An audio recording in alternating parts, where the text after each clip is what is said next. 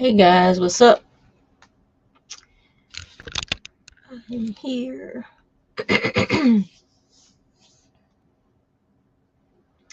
It is Friday morning. It's almost 11 o'clock Eastern Standard Time.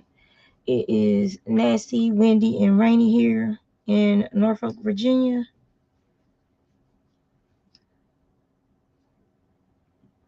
And so I'm popping up just because I am bored. I don't feel like gaming right now. I might game later on. And I'm tired. Even though I didn't do anything for Thanksgiving, I didn't do no cooking or nothing. I let my husband cook everything.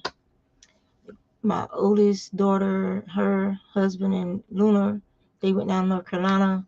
So it's just me, my husband, our youngest daughter, and our baby, which is our son. And then my second oldest daughter, she came over with my grandson and my granddaughter, the little one I call Chunk Chunk. So they came over. And so we ate. I played with my baby. And then they went home. And then my husband just took Marissa back over to Hampton area because she watches the youngest two while my other daughter works. So he dropped her back off over there. And yeah. So I've been working on the project, the fornicating deer hat. I am on row 33 now. So I'll show y'all my progress. So you can see the act now. You see there's trees on each, and there's 3 of these vinaigrettes, vignettes, whatever you want to call them. So now only the part that I'm working on now is the part with his antlers, and then that'll be the next. It's 36 rows total. The last row of color work is row 35, and then you have a row of set up for your decreases, which is just solid gray. Everything from here on out will be just solid gray after row 35 is done. And then you'll do your decreases and whatnot. But like I said, you can see the hat is very stretchy, so it should fit the person's head pretty well. And so, yeah, so that's what I've been working on this morning. And I'm kind of tickled working on that hat. So, yeah. Let me go to the comments, see if anybody said anything. And I'm going to have plenty of yarn left over from doing this hat. So then I have to pick out the colors for the next hat. The next hat, I'm only going to do 2 of the seams.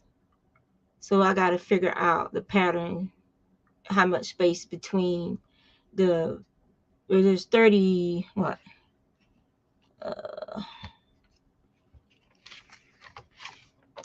There's 32 patterns, 32 stitches for each area. So I'm going to have to skip 32 stitches after I do the first. Well, not really. I have to figure it out because I have to play around with the chart because I have to include the other side of the other tree. So yeah. So I'm gonna have to do like 1, 2, 3, 4, 5, 6, 7. Pretty much seven stitches of color work from the first tree I have to put on the back side of so I'm gonna have to play around with the charts or see if somebody's already done the chart, and then I can just print it out where you have the whole tree, the deer, the whole tree. Skip 32 stitches, whole tree, the deer, whole tree. so that's one of the things I got to figure out today. If not, I'll just end up doing this same pattern twice just to make it easy for me because I figure out what colors I'm going to use for the second hat.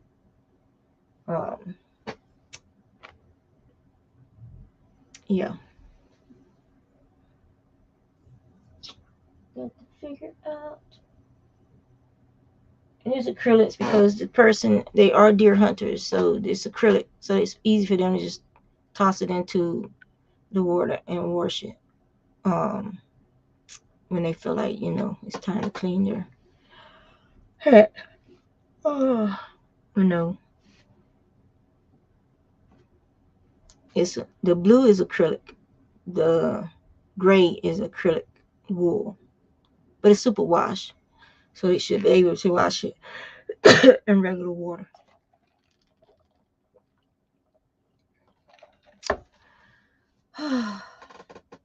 And I know some of you guys might not have seen it. So I finished the spin and ply that I've been working on.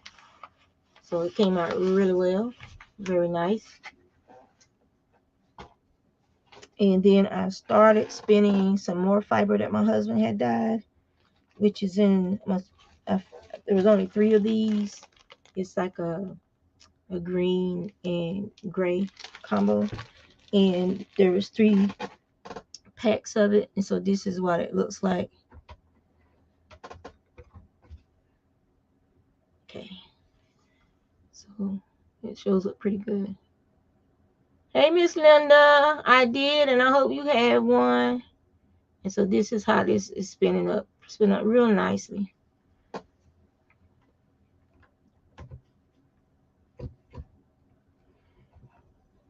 And so this bobbin will be for the first bag of that fiber.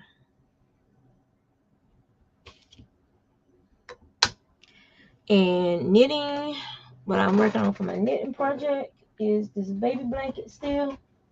I'll show y'all how far I got on that.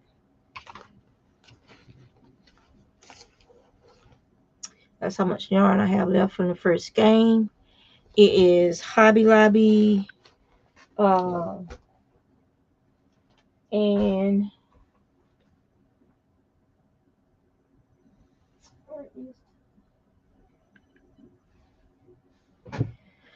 I need to clean my room again.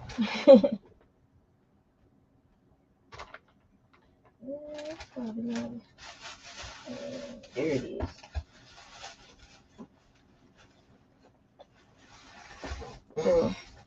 So it's Hobby Lobby. I love this yarn. And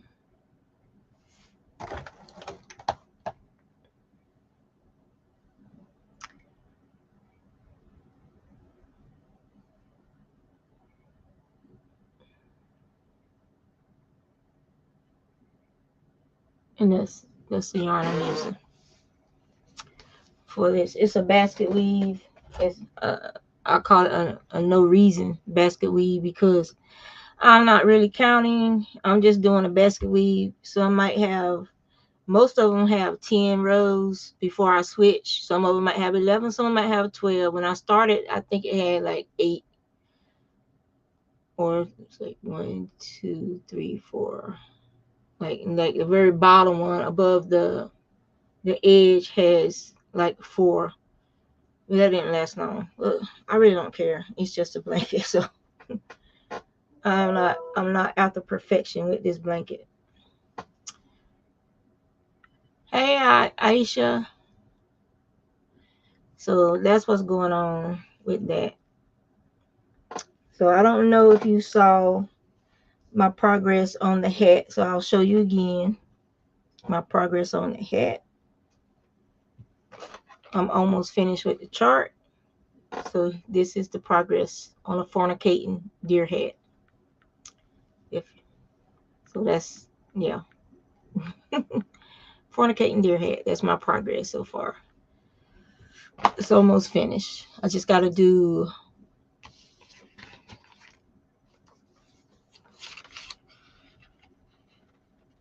4 more rows of the chart and then start my decreases, the decreases for the crown.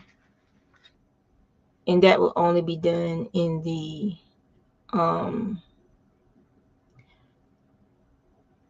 gray yarn. But I don't think I have to hold the blue since I won't be using it, but just to make so you have the floats throughout the hat, and that the thickness is consistent. So I'll have to check the notes from the pattern to see what she advises. It's up here. My chair is about to die. Luna jumps around on my chair and she pulls on the arms in my poor chair. I ain't even had it a good year. Sounds like it's the hydraulic part. Sometimes it slips, so yeah, she's about killed my chair.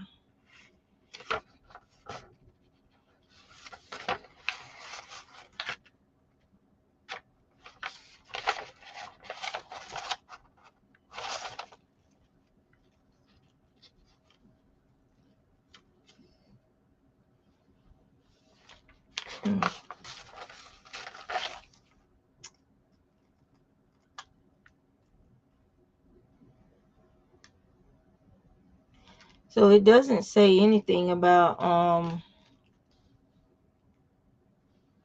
for the top of the head whether or not you should carry up the, and it doesn't show it on the chart either that you should carry up the blue yarn floats to the top of the head. Neither of these mentions that. So yeah.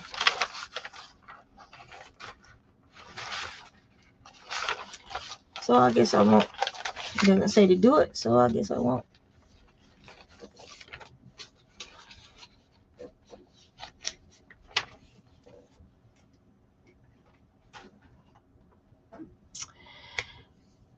So what have you guys been working on for the holiday?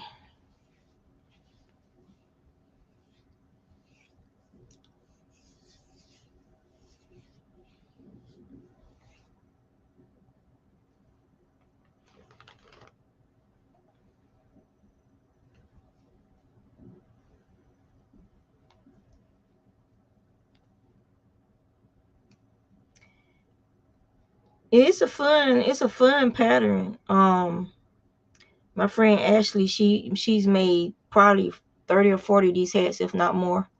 From some of their Navy friends and stuff like that. So yeah.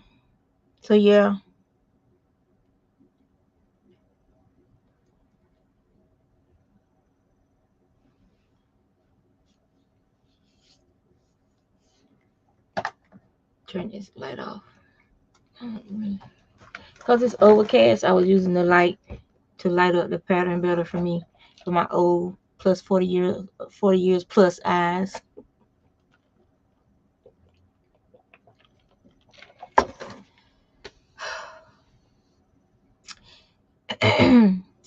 Feel like the temperature is dropping, so my husband will probably have to turn the heat on soon. Move my insulin pens out of the way.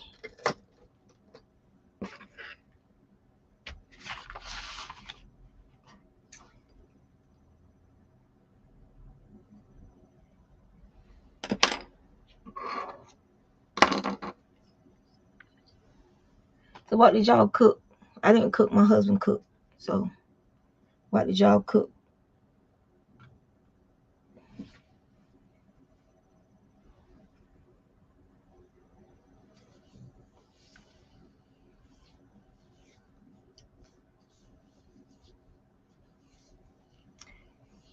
What shawl pattern are you using, Lynn?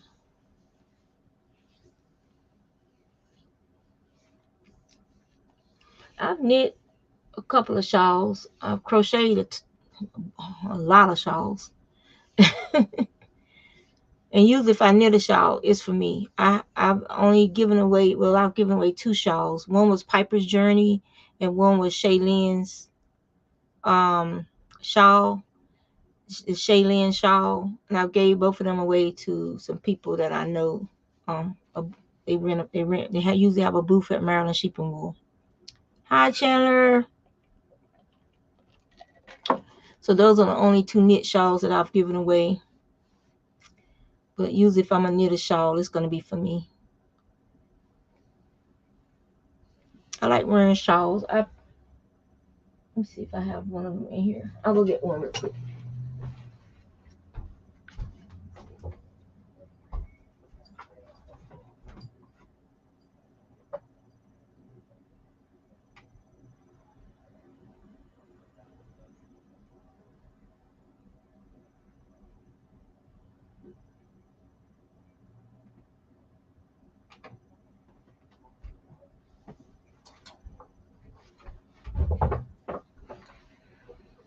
So like these are two of my shawls that I've knit, and I'm sat on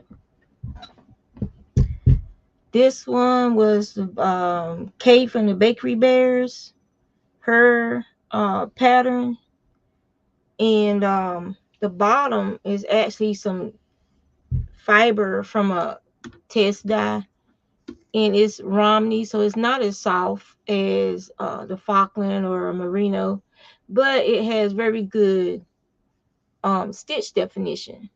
Sometimes, especially since shawls, a lot of times shawls are placed around the shoulders, they're not going to be, oops, there's my water bottle, like next to skin. So you can put a border of a more coarse yarn, and you don't have to worry about it touching your skin, rubbing up on your skin, because it's not going to be on your skin. It's going to be on the garment beneath the shawl. I like to wear my shawls like this.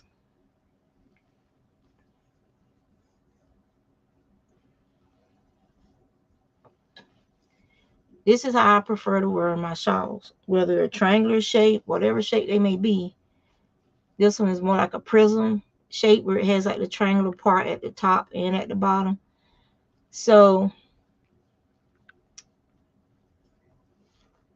okay. And so this is how I like to wear my shawls, around my neck like this. So my shawls are usually shorter shawls, like as far as the depth of the shawl. And like this one, I don't even remember the pattern, but it was one that we had found. We had found it on Etsy, not Etsy. It was a free pattern. I forgot where she found it at, but it had a lace edging, and it's kind of curled up now because it needs to be blocked again because it's been washed.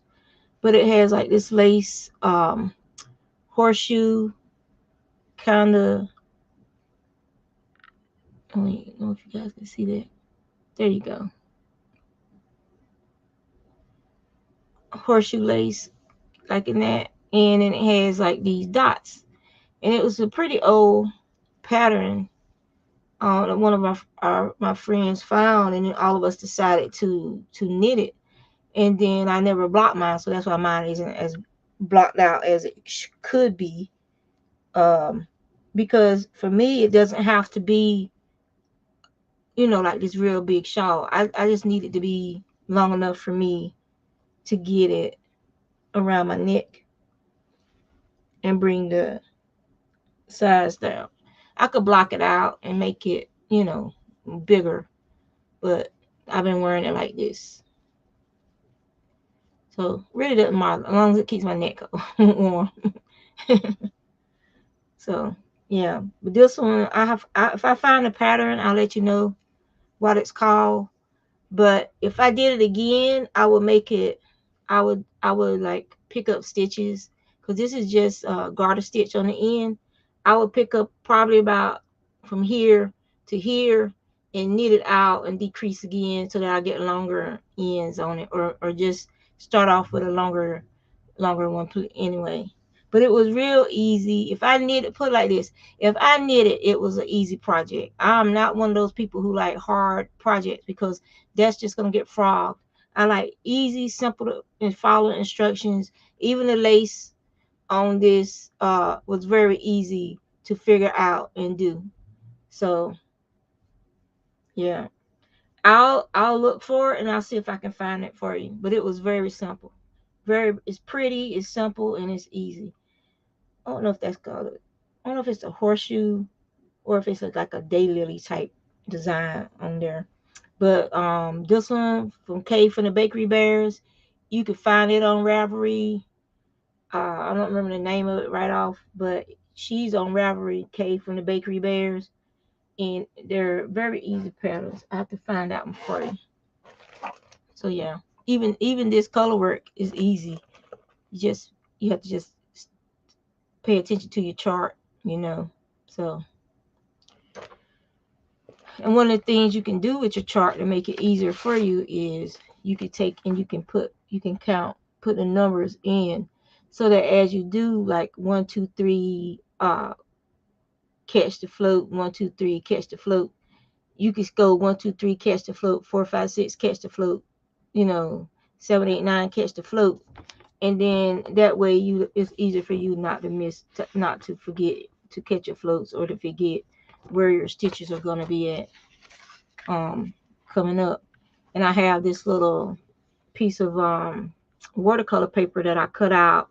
I put some tape on it just so it would be more sturdy in that area. And then I used it like this on my chart. I mean, you can buy what they call stitch keepers. They do the same thing, but hey, it's just a piece of paper that I just cut it out. So on the side over there, I hate doing this backwards. Over side right here is where you can see the number, so you know which number you're working on, which row you're working on. Then you got what you have to work on, and then you come over here to the edge, and so you reach the edge. I take a crayon. You see it's pink, and I mark right there. That lets me know there's no stitches after that spot, so I know I've finished. I'm at the end. That hat does make you smile. And like I said, they have orgling alpaca. Hey, namesake.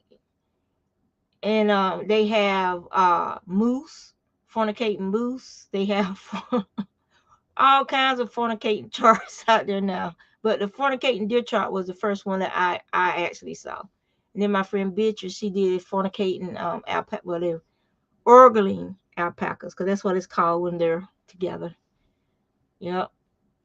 But they also have what they call needle miner charts, where you actually would take a magnet, the long, like the long magnets I used to use, where you cut them, like put them on the back of something you want to turn into a magnet, and you would cut. You had like this roll. You just unroll a little piece and cut what you need for your project. They also have charts where they have that magnetic piece that would be above. You just, it's got like this metal thing. You lay your paper on top of it, and then you put your magnet, and the magnet holds it in place. So all you see is you got a magnet at the top, you got a magnet at the bottom, and then you see your pattern between them. So that's what I've been working on for the last couple of days. I'm so happy I'm so close to finishing this first hat, and then I can get it sent off to him so he can see if it fits his head. And then for the other hat I gotta do, I still have to pick the colors and then go from there. So like I said, I'm looking to see somebody that only did the 2 chart repeat versus doing the 3. Like mine has the 3 repeat. If I can't find somebody that's already did the math and did the chart for the 2 chart repeat, then I'll just do the 3 chart repeat, because I'm not trying to, because the tree, half of the tree is on one side of the chart and half of the tree is on the other side of the chart. So you have to figure out the trees first, and then do the deer, and then the tree. So if I could find a pattern that even has just the whole tree, the deer, the whole tree, then I won't have to do it like this one. This one is like you got half of the tree, the deer, half of the tree. And then you start the chart over, so you got half of the tree, the other half of the tree, the deer, the other half of the tree. But yeah, you gotta try it. It's fun. I mean, you don't have to rush yourself. I've been working on this hat all of November. I haven't rushed myself. I haven't forced myself. I've worked on it when I felt like working on it, because I didn't want to get, bored or get tired of looking at this pattern. And that let me break it into different sections of working on it. So I would do a couple of rows this day, a couple of rows that day, a couple of rows this day. And so I wasn't rushing myself. Yeah. Yeah. It's like, if this is a chart, you can make the chart easier for you to read by putting numbers in. So it's almost like playing that painting, the number, paint by number. So you're knitting by number. So you got to knit so many stitches. It ain't focusing. But you can even color code it. Like if you wanted to, you could go in with crayons and you could color code the areas where your stitches are. If the white and black bother you, you can color code it too. So like you got half the tree over here, like I said, you got half of the tree here, and you got half of the tree on the other side. And since you're going in around, that's why the trees end up becoming a whole tree, because you're going in around. You're not working this flat. If you were working this flat, you would have to have both trees. Um, you have to have a whole tree to make it easier to work it flat. I mean, there are people who can do this stuff working it flat, but my mind don't wrap around knitting like that. But yeah. And if you've knitted a couple of hats, then you know basically you're just knitting a hat, but you're just changing colors.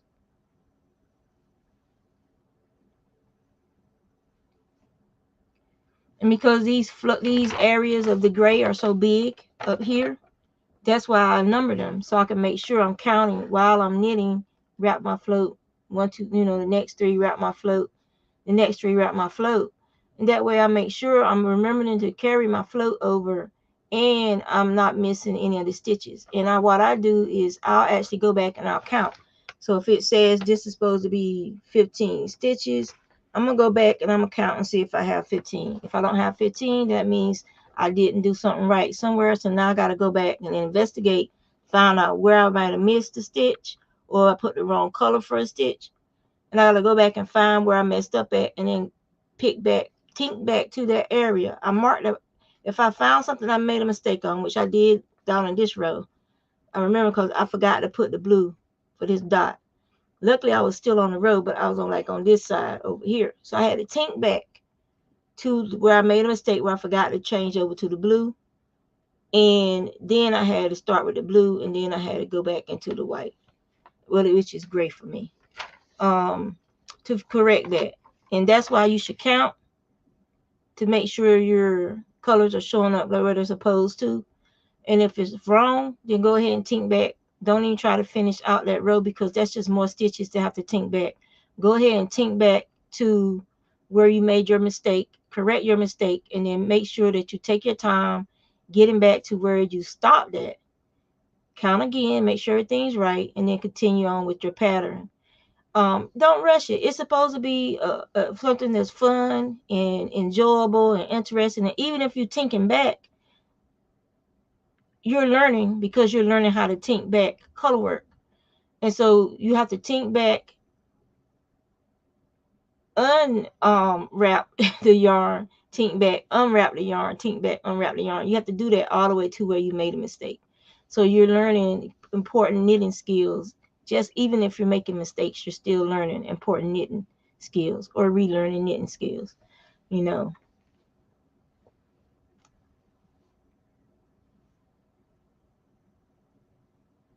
Yeah, that's what I'm saying. If you don't want to do the chart, if you don't want to figure out the math, and somebody else has already done it, I would happily hand them $3 to $5 for me not to have to figure it out. No problem. Because once you buy it, you can print it out anytime you feel like it. You can even alter their pattern if you want to. Like if there's something in the original pattern that you want in the new pattern, you can actually go ahead and use a colored pencils and put that feature into your pattern. So let's say you wanted the snowflake design in different parts of the pattern where there's all this white is at, and you want to make it look like it's snowing. You can add in that snowflake design yourself. It's just a cross in most patterns. In some patterns, it's a cross, but it's got like a white block in the middle. So it's like a cross, but you got the middle is missing. It's kind of make it like that little, like a snowflake. You got like that shiny part, and that's what that would represent, like the little shiny part of the snowflake. So, so yeah, this has been a very fun pattern to work on. And I think he's the guy that ordered it, who's one of my World of Warcraft friends that's a hunter. I think he's gonna really enjoy this pattern a lot. And it's like I showed, it's very stretchy. So you can see me stretching it. So he'll have no problems wearing his hat on his head. It'll be very stretchy. And the fact that it has some acrylic in it will be good too, because that way, if he washes it, he can even iron it to do what we call breaking the acrylic, to help the acrylic lose some of its tension and relax more, and then it'll stretch even more. So he'll definitely, as an adult, be able to wear this hat, no problem. So he'll be able to wear it, no problem.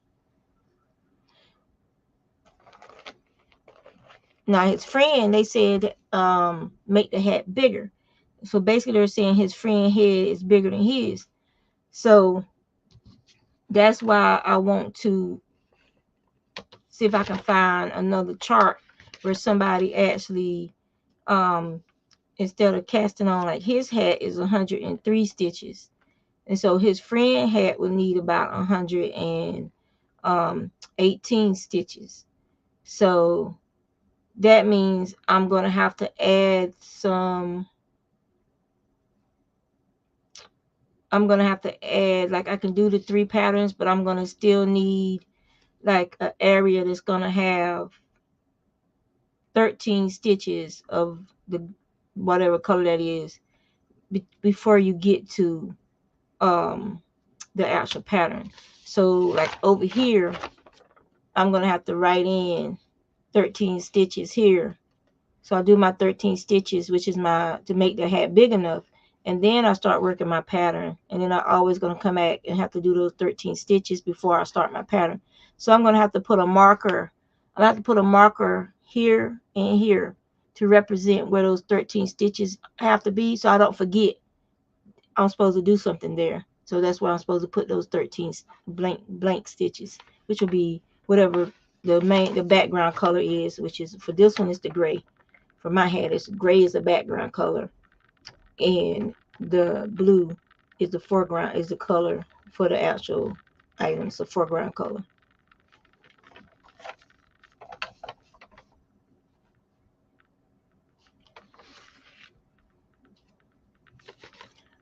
But I like the crosses down here on this part of the hat. I don't know if y'all can see those as well.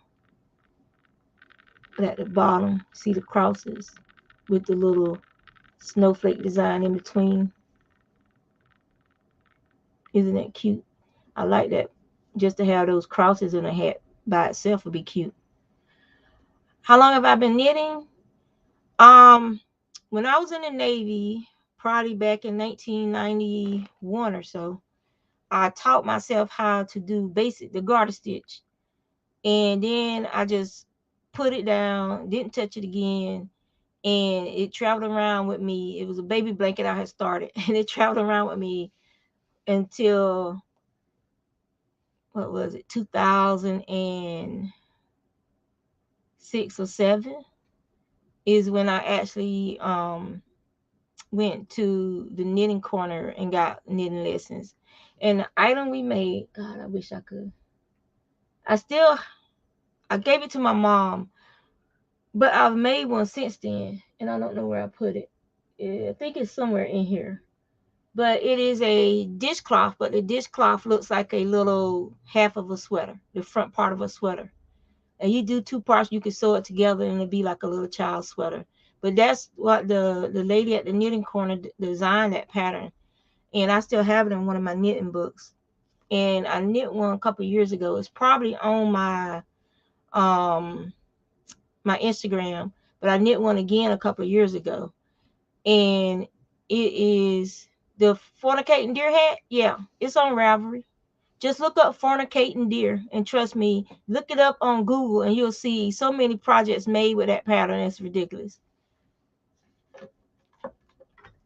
And that shawl pattern, I have to look because I'm pretty sure that we found it. I don't know if we found it on Ravelry, um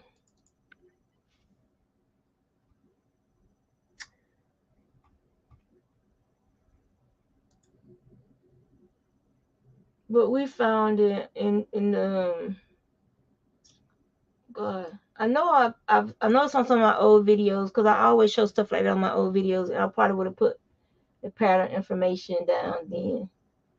But let me see.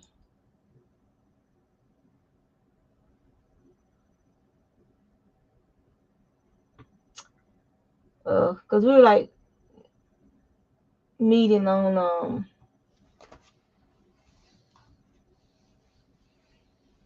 what's the thing called?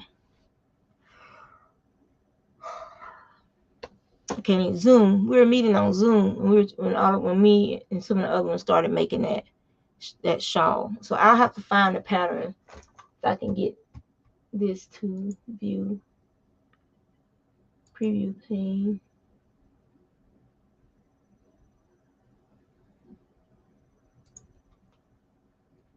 And I'll have to go through that folder and look for that for you, and then I'll let you know what it is. But yeah, this particular one it's a Etsy pattern, but you can find free charts too.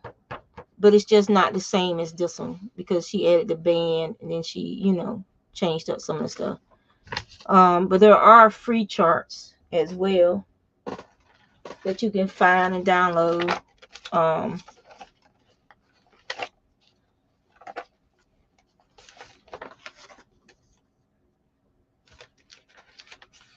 Like this was a free chart that I found online. It's just a deer. I think the original one was just the deer, and then people started adding stuff to them. Like this is a free one, and it has the snowflakes at the bottom of the headband. So this was a free one, and they changed the trees a little bit in this one too. So the trees are a little different. So you have shorter areas of floats with that one.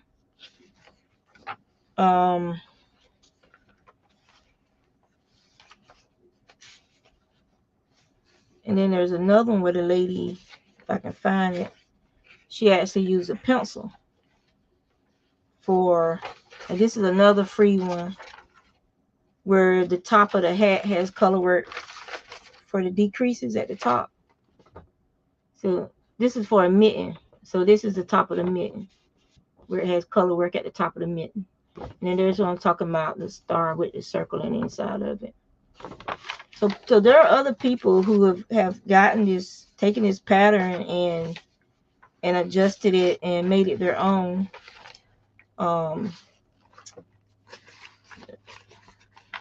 If I can find the one where the lady she actually colored in a chart.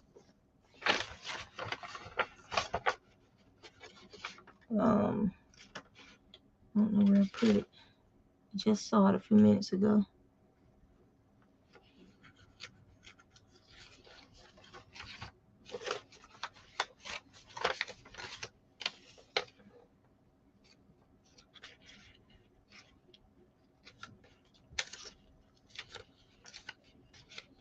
You know how when you're looking for something and you look over it.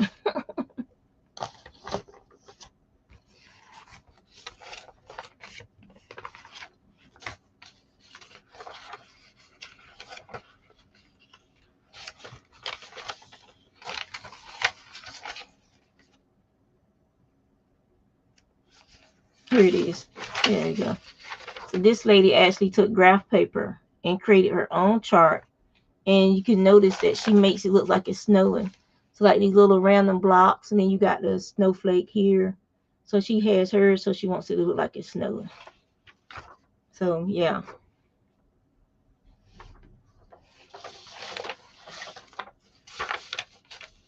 So there's different charts out there. You can always graph your own, like if you don't want the trees on yours, you can find one that doesn't have the trees and maybe it just has snow around the hat and just this main section with the deer. You got, like I showed you before, the bottom part is a different snowflake design. If you want a different design, you can always create your own design at the brim of the hat. It doesn't have to be exactly like what the chart. You can put your favorite elements in the chart the way you want the chart to appear. All it takes is a sheet of graph paper. Yeah, that snowing effect, yeah, it's real pretty. And the Norwegian hats, like you can look for Norwegian color work designs, because some of theirs are some of the easiest ones where they have simplified the objects to the simplest form for their color work. So like it just has like the cross for snow maybe, or a dot here and a dot there and a cross here, just to represent the snow. So just look at different countries' color work, and you'll be able to determine, which elements of the design you want to use. I have an old book. Let me get it for y'all so y'all can see what I'm talking about.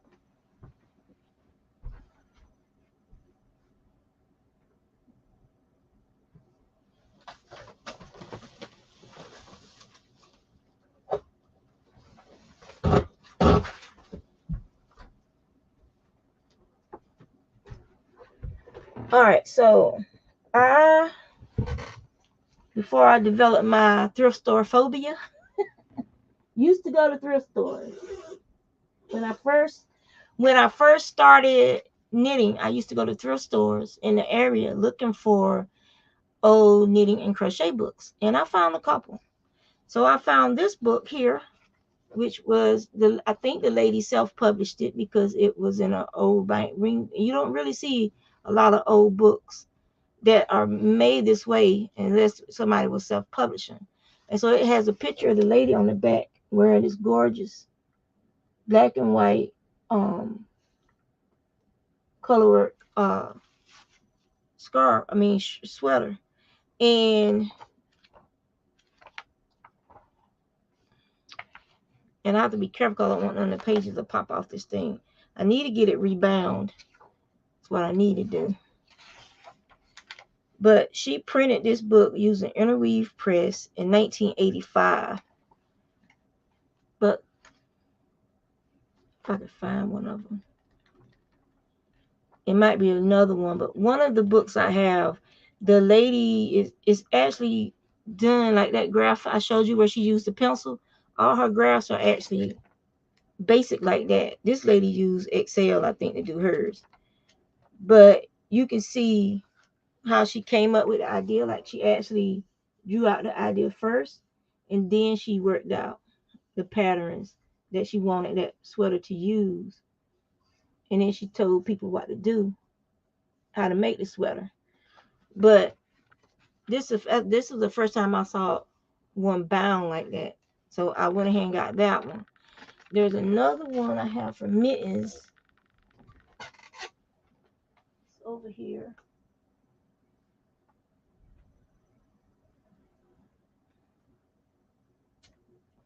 Guys, and I have thousands of books, probably close to 1,000 books in this house, if not more. I've been collecting books since I was a child.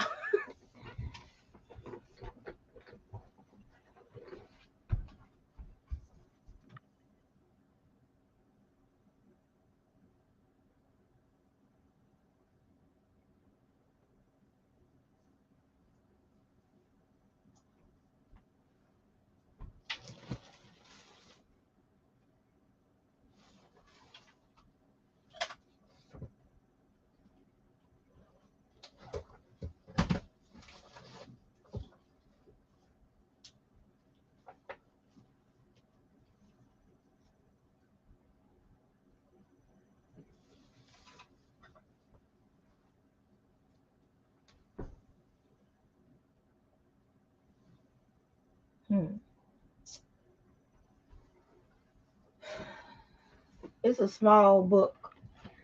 My work computer is in the way.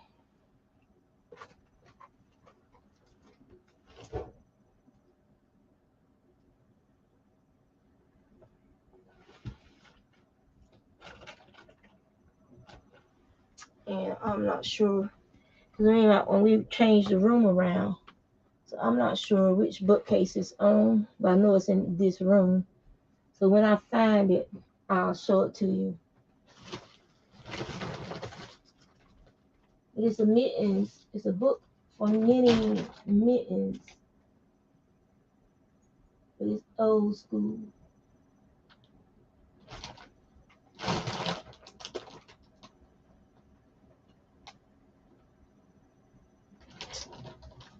And I had it not too long ago, so I don't know where I put it.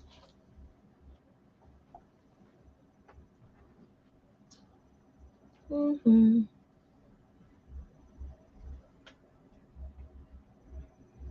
And it's always like that. If I wasn't thinking about it or looking for it, it'd be like in my face. But now that I want it, it's like it's hiding.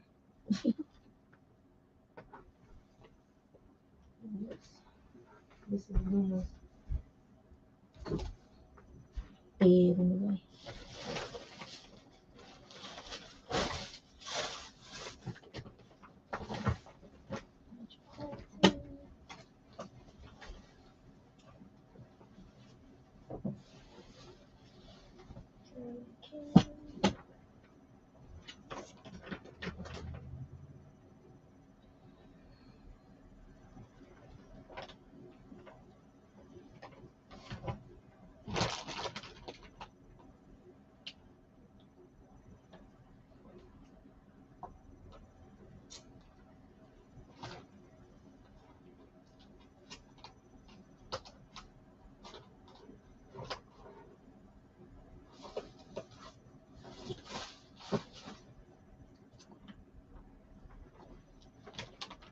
It's gonna drive me nuts until I find it now. That's on my OCDness.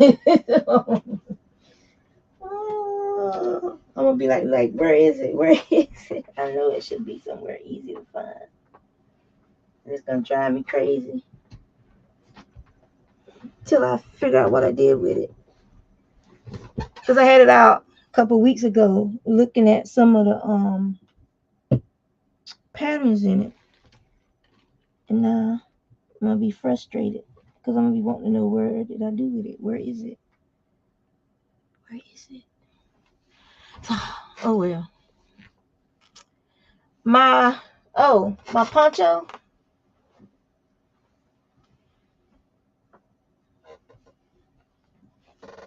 This is my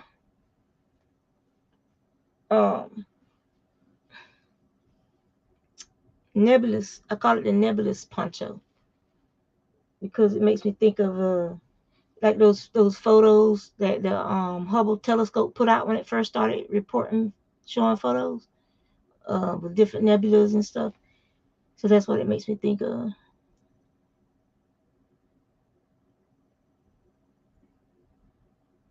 You need to write those ideas down, Ray. I tell people all the time, if you got time, stop. Keep a little book with you.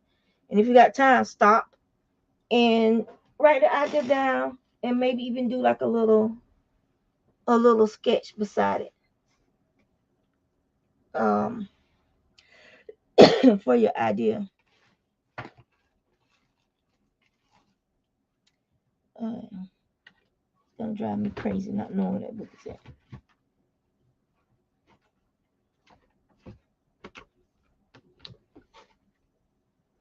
It's gonna be frustrating the crap out of me.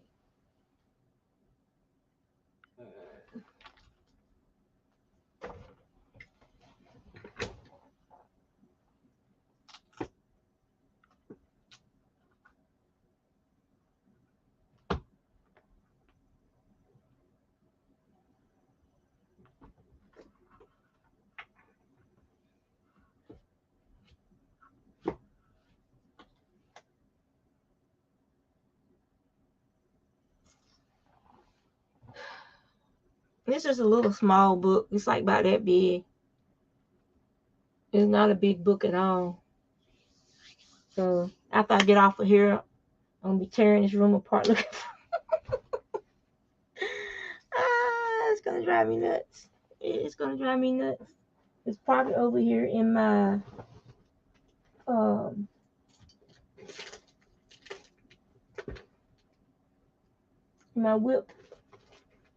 my whip box, or it's falling down over here because like I said, I had it out looking at some of the stuff in it, and yeah.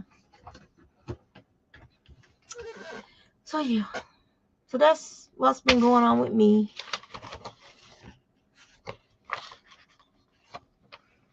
I just wish I could have that book to show y'all, because y'all would be like, y'all would love it.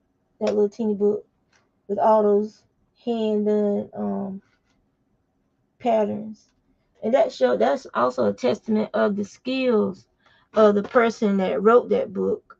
Is the charts were handmade with ruler, and they were colored in with with like with pen. So yeah, so that shows you how skillful.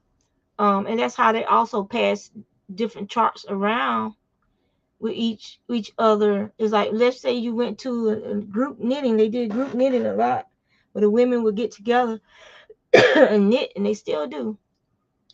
And that's how they pass patterns to each other. Is you would take your little book, and if you saw something somebody else had did and you liked it and they didn't mind, they would let you copy their chart.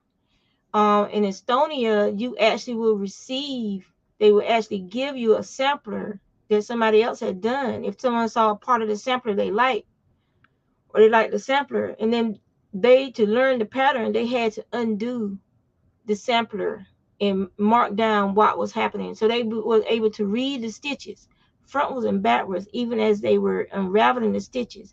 And then they would have to knit that sampler back. Because they received it from someone who had created the sampler, that person would be able to see if they made mistakes, and they can point out to them, well, no, this should be this and this should be that, because they've been knitting that sampler. I thought, when I was watching that thing on Estonian knitting, I was like amazed that, because most of their skill was visual, it wasn't written. They learned it by watching the person knit it, or unraveling it and counting the stitches and marking out what the stitches were, or memorizing the stitches as they undid it, and then they knit it back the way it was supposed to be knitting. I thought that was freaking amazing, because I would, if, even me, I would have been trying to find me something to write on. I've been trying to find me something to write on. I don't think I could memorize all that stuff. So, but yeah, I started knitting back in around 2006, 2007, when I actually decided I wanted to make sure that I was knitting right. I remember how to do the garter stitch, but I wanted to learn how to knit. So I went and took that class. And that little sweater taught you how to do cables. It taught you how to, if you were going to be knitting the actual sweater, how to do the neckline, how to separate the left shoulder from the right shoulder. It taught you how to do cables with a cable needle. It even has some smaller cables that you could learn how to do cables without the cable needle. Um, and it was just a very good project. And I wish I had a little sweater to show y'all. I wonder if it's in that bag with my other samples.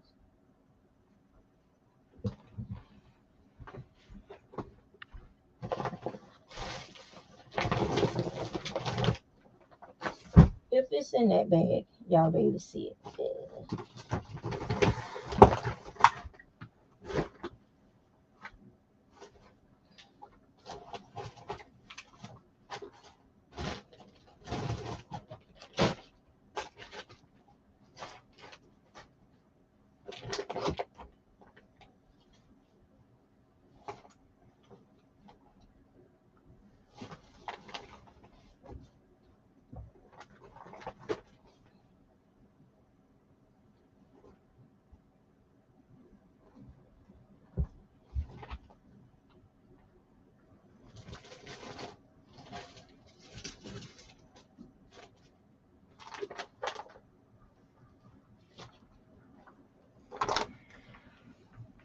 So let's see. It's probably not going to be in here, but we can always look and see.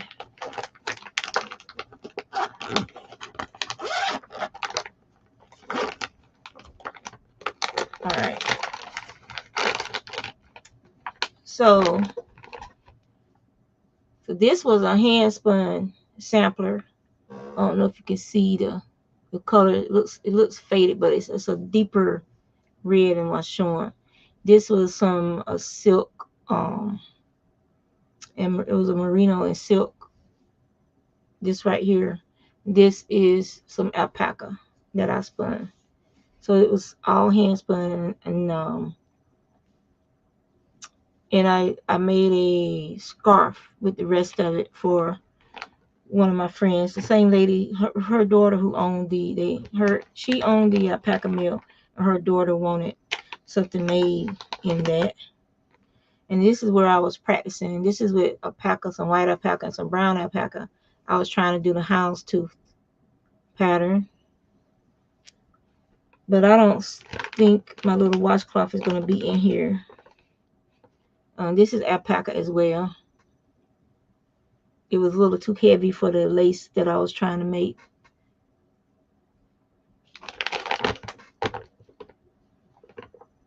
But no, it's not in here. This is where I was practicing. I was practicing reverse cables. So that's a good thing, just to use little bits of leftover yarn to make samples. You can use it for different samples. And I was practicing doing a circle, making a circle into a square.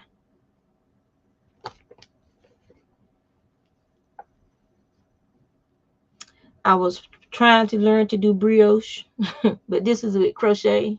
I wanted to look like a brioche knit design.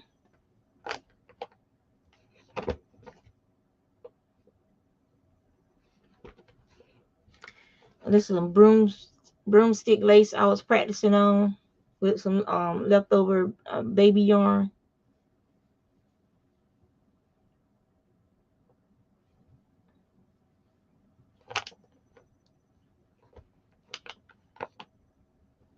And this was a sample where I was learning to do the some people call it the drunken granny stitch. Some people call it the trellis granny stitch because it looks like it's climbing. And so I was practicing that stitch because I did like a big stole in alpaca using that pattern for somebody. And this is knit feather and fan. It's hard to see on this because it red, but it's knit feather and fan.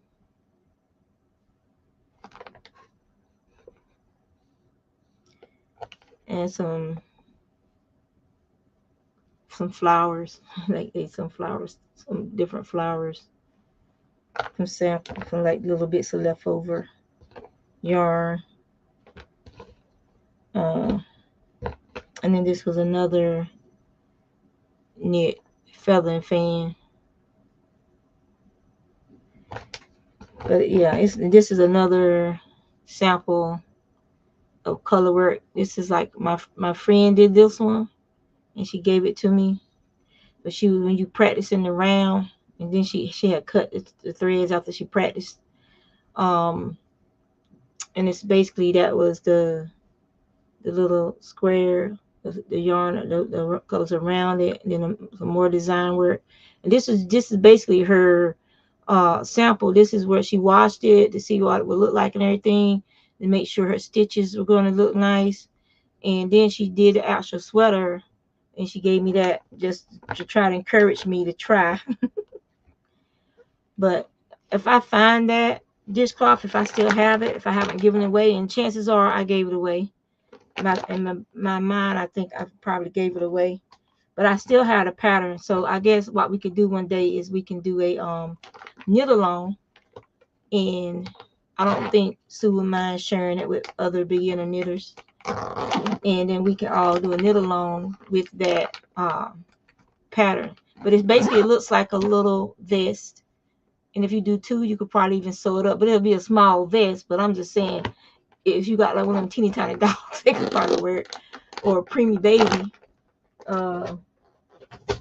But yeah, I wish I had it to show you because it's cute, and it's a dishcloth, so it's like a little sweater. Hey, FR. Hey, Crystal. Are you ready, Crystal? Are you ready, Crystal? We getting there. It's almost finished. We're almost finished.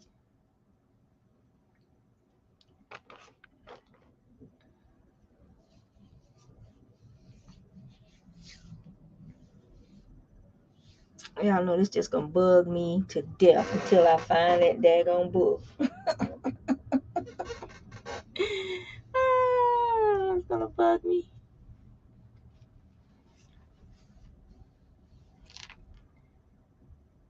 I was showing my progress. That was an hour ago. We just been talking. I just been showing them stuff ever since then. But I'm telling you, I want to find that book so bad right now. I just want to go there and just tear my room apart and find that freaking book. I was hoping it was over here, but it's not. It's my shrunken white book. You know, like they help you with when you're writing and stuff. Make sure you're doing your writing correctly and whatnot. That's what that is. Yeah, it's gonna be like, all right. Hey Michelle, I'm doing well, and you? And yeah, showing them what I'm spinning right now, which is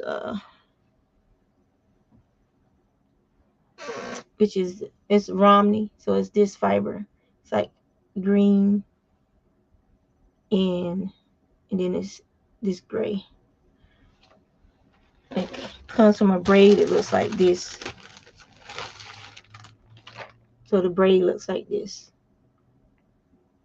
So it was like dip dive. So like the green was like it was dipped in. I don't know which side was done first, but like I had like a knot here, and then I dipped one side into the dye to dye the gray, and then I undid the knot, and then I dipped the other side in to dye the green, and that's why it's like lighter here because you dip it in this way, and then because I don't want too much of the green to go into the gray, you just basically letting it wick up on its own that direction, and so that's why you end up with a real light mint color right here.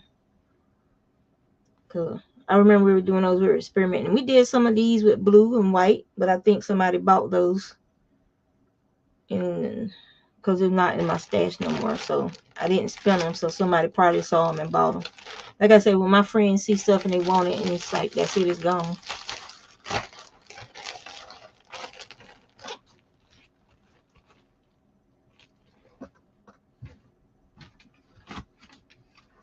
They'll be like, hold that for me, that's mine. Don't sell it to nobody else.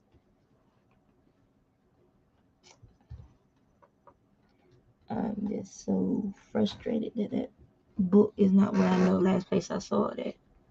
It's frustrating. It's like I'm looking at my bookshelf like, where could I have put it if it's not where it's supposed to be? You know? Like, where is it? Where is it?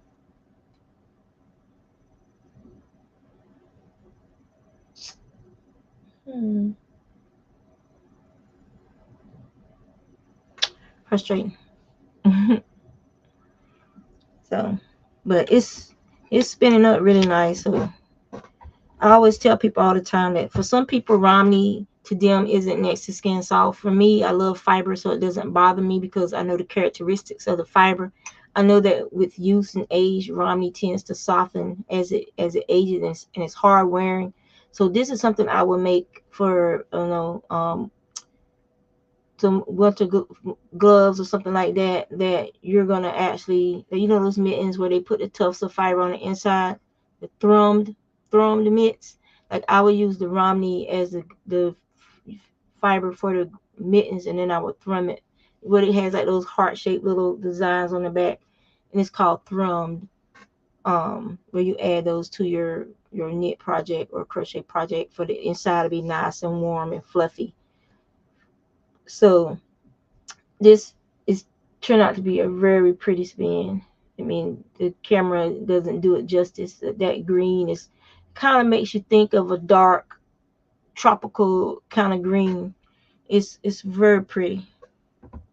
But and it's Romney. This particular Romney spins up so nice. It's some fiber that I got from the R.H. Lindsay company, and they are still in business. And that's where I get my Falkland from. Usually I'll save up and just get, if I'm coming, I love Falkland. I love spinning it. I love dyeing it. It's probably my third favorite fiber to dye and spin is Falkland. My first love is Rambouillet. I love Rambouillet. The softness, the way it spins, just the overall feel of the fiber. Rambouillet is my number one fiber for spinning, and that I just love. It takes dye beautifully. My second would be the Falkland, and my third would be Romney. As far other people love BFL, I love Romney. BFL would be number 4 or 5 for me. With tied pretty tough, very close to Cordell. BFL and Cordell for me for spinning and dyeing, they're right there alongside each other. But I've also dyed and spun merino. I've dyed and spun Shetland, um, and I still go to those top three: the Rambouillet, Falkland, Romney, and then everything else. For me, that's me personally. Other spinners is merino, merino, merino, merino, nothing else. And then there's some people who love Falkland, Falkland, Falkland, nothing else. Some people are BFL, BFL for everything, and it just depends on the spinner. It depends on the dyer what they like. But for me, it's Rambouillet. I like Rambouillet over merino because Rambouillet is very very soft. They call it Spanish. They call it French merino. But it's Rambouillet was brought about by breeding Spanish merinos, which were the king and queen's sheep. It was a time where they wouldn't export those sheep out of the country, but they had a marriage between French and Spanish royalty, and so along brought her dowry, she brought some of the Spanish merinos with her, and then the French had their own sheep that they bred that were have very soft. It's probably a dual purpose sheep, probably for food and fiber. But the French started a breeding program with the Spanish merinos and the French sheep, and that's where Rambouillet came from. And the Rambouillet fiber was so nice and sought after that the French weren't letting their herd sires, or they weren't letting their Rambouillet out of the country either. It was a French product. And then eventually, I guess World War I or World War II, then because of all the discombobulation and everything like that, somehow some of those sheep and from the Spanish merinos and the French merinos and the French Rambouillet, somehow some of these sheep end up in the USA in breeding programs. It wasn't no mistake. It wasn't no accident. I think it was like one of them things that was going to happen regardless. So because then you also had to put a bunch of people migrating after the war, bringing their royal stock, so to speak, with them to start breeding programs in the U.S. and to breed and sell their fiber and meat and whatnot in the U.S. So a lot of those really nice sheep ended up in the United States. It wasn't an accident. It was a lot of it was through migration, but the ones that beat the migrants here was through, I think, some American soldier from a farm or something realized we got some money on our hands here, and making sure it got back to the U.S. to their families.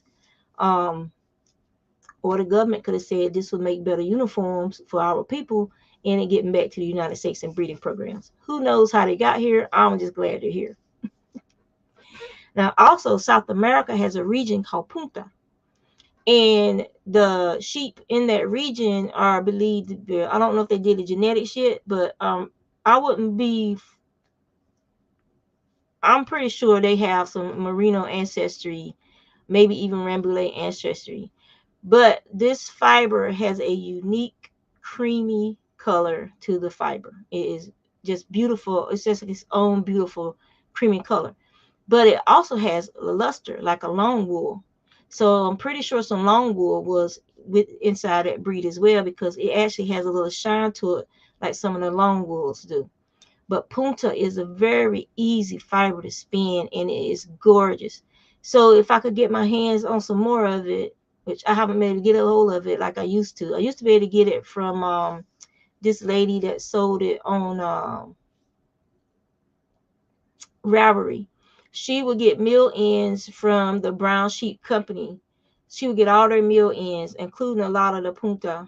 She would get a bunch of their mill ends, and then she would resell it, and we would buy it from her. And I'm trying to remember the name of her business, but that's the first time I had contact with the punta. And Brown Sheep Company was importing a lot of that fiber for their products. And so yeah, if I could get a hold of a lot of punta again, I would really like that because it's a very nice fiber. Most merino is very finely crimped, long, staple length, and very, very soft. Like very, very, very soft.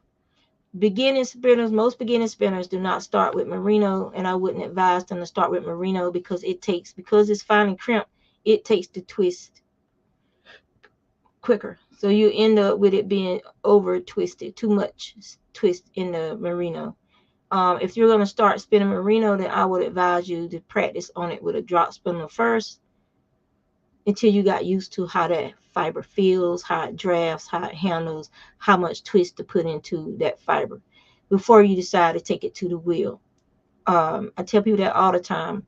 Always learn an alternative way to spin because you never know what God might put in your path to using a spinning wheel.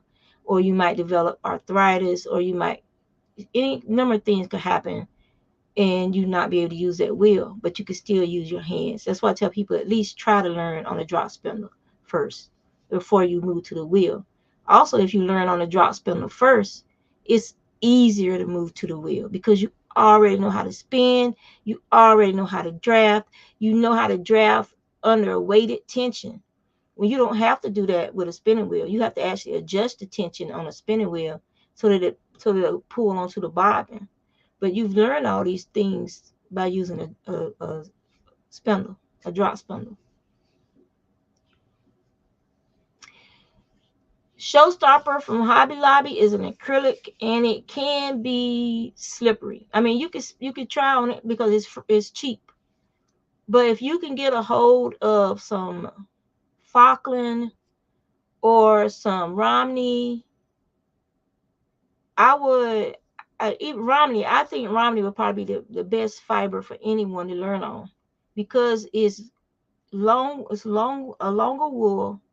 It has a long staple length. It's not really so soft that it's going to just be slipping past itself real fast. So you have those two things where you have a longer fiber and you have a fiber that isn't just very slippery and slipping past the other fibers real fast. So I think for me, I think if someone's going to learn, then they should be learning on something like Romney or even Blueface Lester. Um, what's the other one? Mm,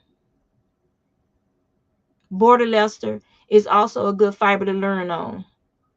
Yeah, Border Leicester is also a good fiber to learn on. Shetland typically has a shorter staple length. Um, Shetland, if it depends on the characteristic of the sheep, most Shetland sheep have been bred not to release their fiber. So that means you have to shear the sheep to get the fiber off. Most of the old world breeds, the original old world breeds, those sheep would shed their coats. And people had to, watch the flock to see when they would start basically throwing their coats.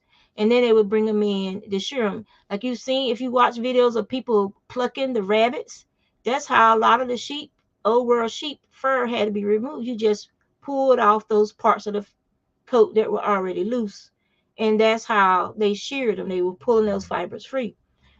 Then they started seeing that there were some sheep that did not release their fibers.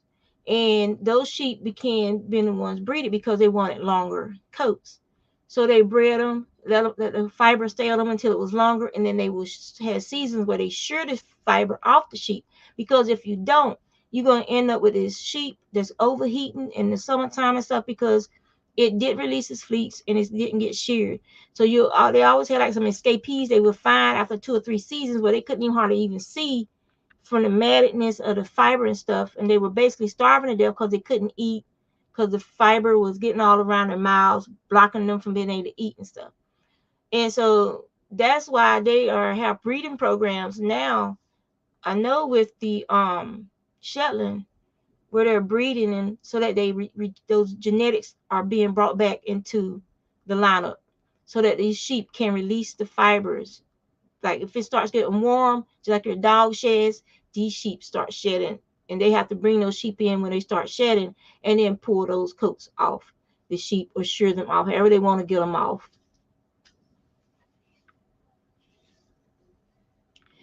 Brown Spanish merino, yes, it would probably make a very beautiful sweater. I would, if you did brown Spanish merino, I would think of doing a sweater that had cables in it somewhere because the stitch definition is going to be very nice on that.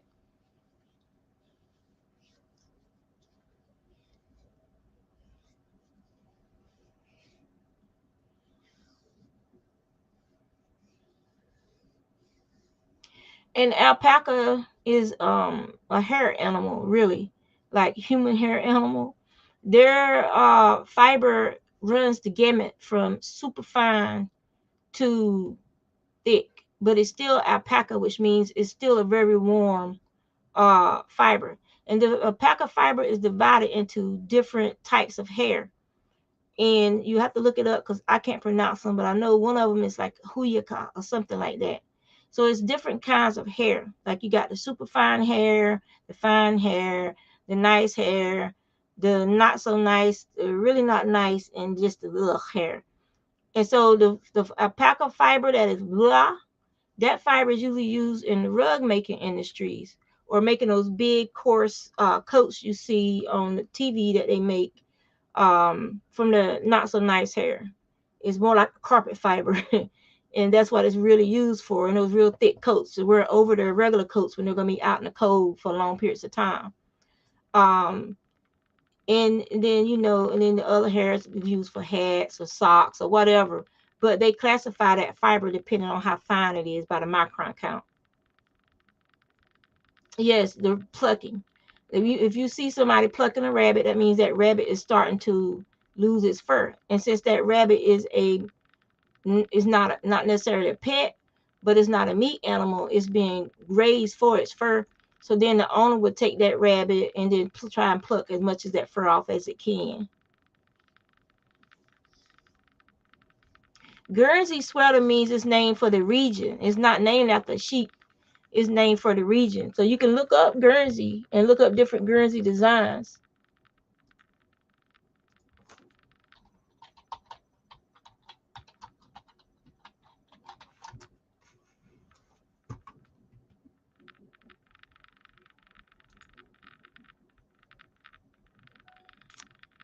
So we look up, research Guernsey.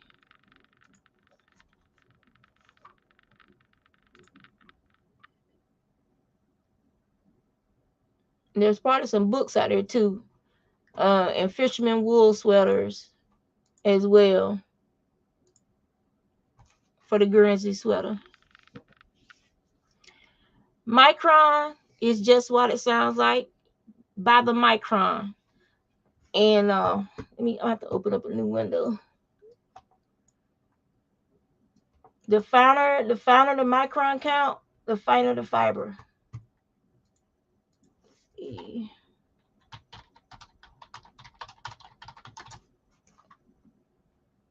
So on micron, like if you go to R.H. Lindsay's website, they even talk about micron count. But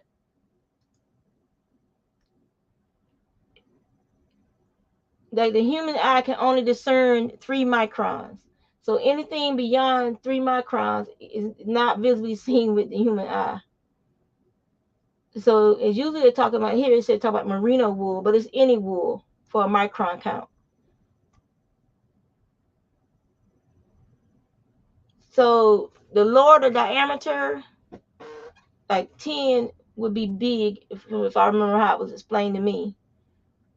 And then if it goes up, like something with a 40 micron count would be super, super, super fine fiber. If I'm reading this right and remembering this right. So the way it was explained to me is you want it to go up higher, because that means you got a finer wool. And then when it's lower, because remember humans can see 3. So anything 3 to 0 is a larger fiber, like a human hair. Anything above 3, you're going up in micron count to a thinner and thinner micron count. Like the animal that will probably have some of the finest micron counts would probably be vicuna, cashmere, and like, but even within a breed, you would still have that eyeball that has like the reject genetics of their great great great great grandparents. 2 recessive genes get together, and that becomes the dominant for that animal. So you could have an animal who both their parents have some of the best, most sought after fiber on the planet, but their child is the ugly duckling that you can't even make a rug out of their hair because it's just that horrible.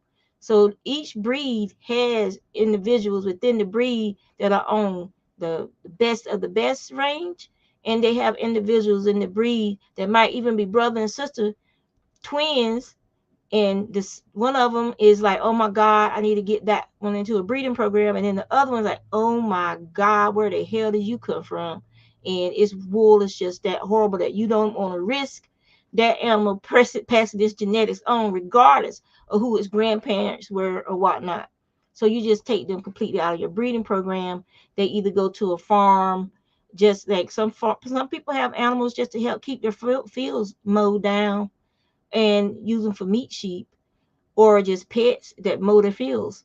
Some people they rescue animals, they put them on their farm, they harvest their fiber, they sell their fiber to help keep the farm running, but the animal will be there for life. They don't kill the animals, they don't become food.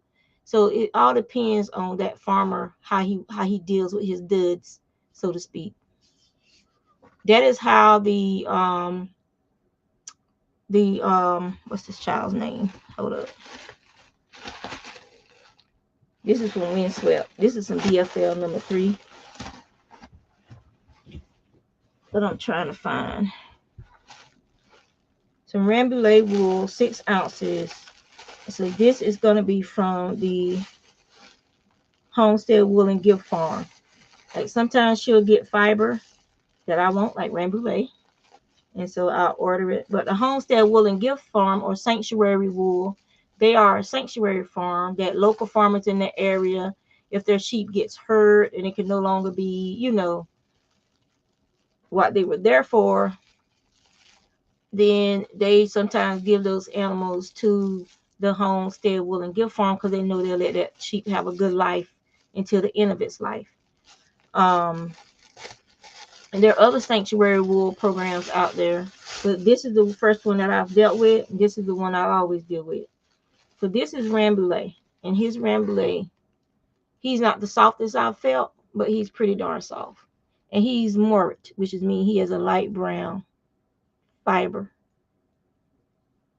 And so this is gonna be a nice spin. Now, because they don't coat their sheep, you're gonna have like little neps and stuff in there. You can see like little areas, little tufts, lighter and darker fiber, little neps.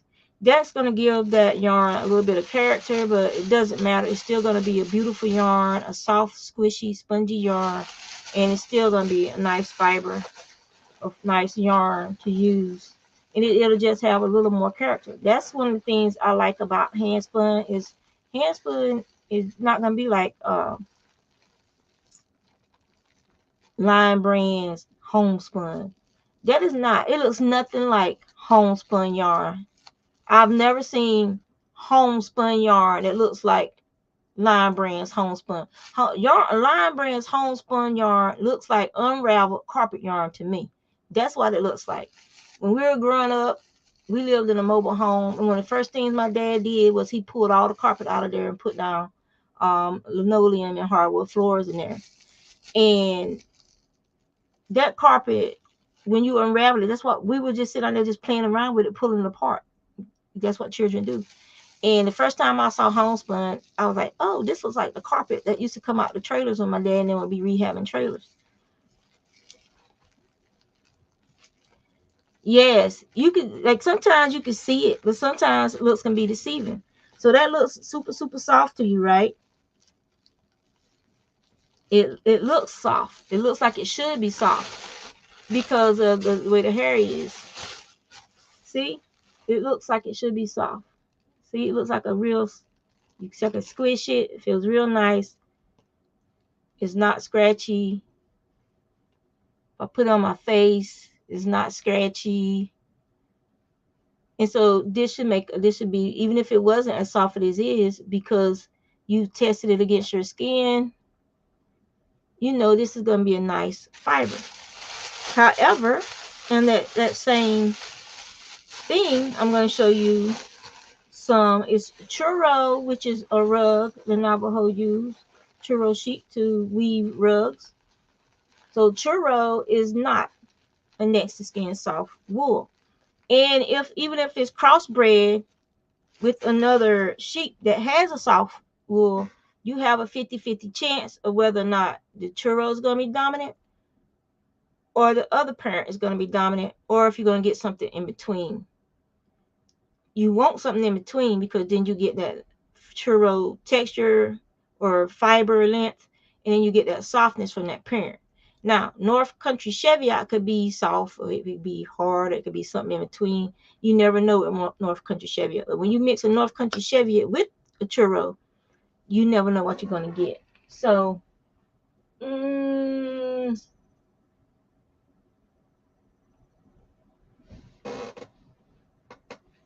I brought in my other two bins from out of the garage because it's winter time. I don't want to risk something trying to nest in my fiber. So this is batch number 4. Number 1 when I got it back from the mill. So this is a combination of Wensleydale, which is a very long fiber, and churro, and Rami.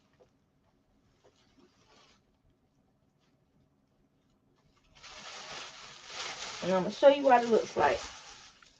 They were all dark browns and natural black, which is a very dark brown. So this is what this fiber looks like. As you can see, it's very hairy, and that is the churro. However, the Wensleydale was softer than normal, so this fiber looks like it's rough as all get out, but it's not. This fiber is almost as soft as that Rambouillet I just showed y'all. Almost as soft, simply because it was blended with a very soft fiber with a hard fiber. So you're gonna get a lot of what's the word? Aura. You're gonna get a lot of a halo with this fiber, but it's still, in my opinion, next to skin soft, unless it spins up really spiky, and then it might be uncomfortable for some people who just have very sensitive skin and don't like anything hairy on their skin.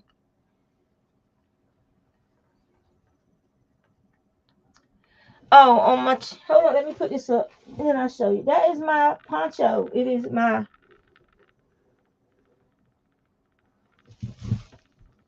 Lord. I just told y'all what it's called.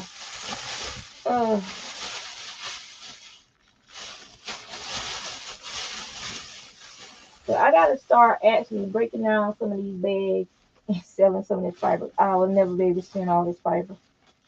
Just imagine what you see behind you in 1, 2, 3, 4 big, like 64, what is it, pound beans. A bean that goes all the way across from there to there. Yeah, I have. I'll have to have my husband come help me put that back up there. But yeah, this is my Nebula poncho.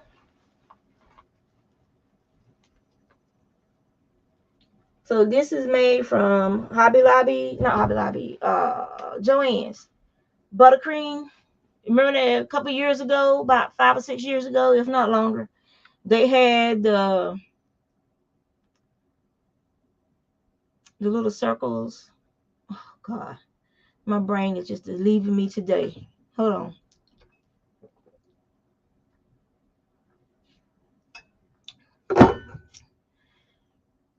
Boucle. They had the boucle yarn in these huge balls. Like it was like a 1 pound, if not more. If I remember right, there was like almost 900 yards on each of these balls.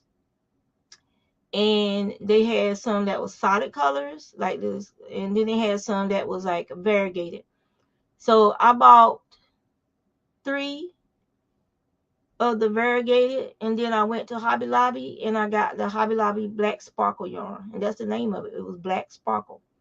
And so I held them together to make my poncho, and I called it the Nebula shawl poncho because that's what it reminded me of. Like, look at that, a nebula from the Hubble telescope. And so and it's striped on its own. And you never knew how the stripes were going to be, because this one ended up having some like some little spots of blue and little spots of olive green. And the orange was my favorite part, because it went from this bright orange to this darker burnt orange down here. But then you also have like some olive greens up here, some more little specks of blue. So it was like looking at one of those pictures of the nebulas. And this was so popular at work. I made a lot of Christmas money with this yarn. And then they stopped selling it, as they always do. They stopped selling it. I couldn't find it no more. And from time to time, I would go in there and look and see if I saw it, and I just would never see it anymore. But it's that, if you ever want to know what to do with that boucle yarn you bought from Joann's, hold it with some sparkle, a solid sparkle. Like I did one holding it with that dark green sparkle they had at one point. It's like a hunter's green, and that was a order. And then somebody ordered one holding it with a yellow sparkle, and it ended up being real pretty. I don't know if I have a picture of that one. Some of them I got pictures of on my Instagram, so that way you can see how long ago it was. But I was like, even if they had just put it on a smaller skein, to still at least you still have it available for people to buy it. But it was like almost 900 yards. I remember that much, because you only had to use one and a partial to do the poncho. You use one ball and then a partial ball to do the poncho. So basically you could get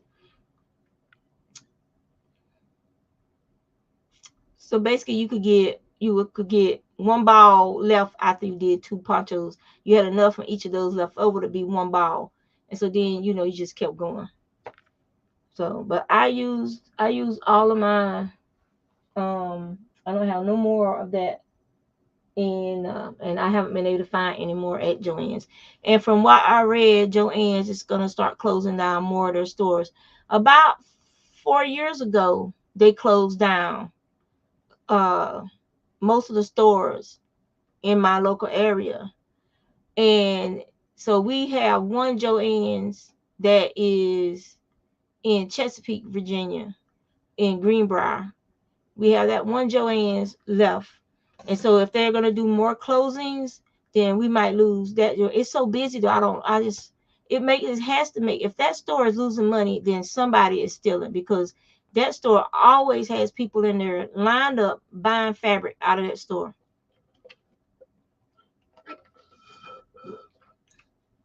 Always, 24/7. Yeah, you can link my Instagram. That's fine. Yeah.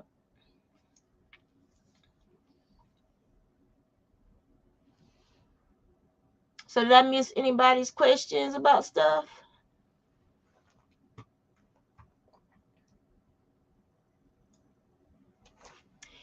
I used to process fleeces by hand, and then I realized in the time that it was taking me to do all that I could have sent it to a fiber mill and got the whole fleece back and just be patient for a month or two.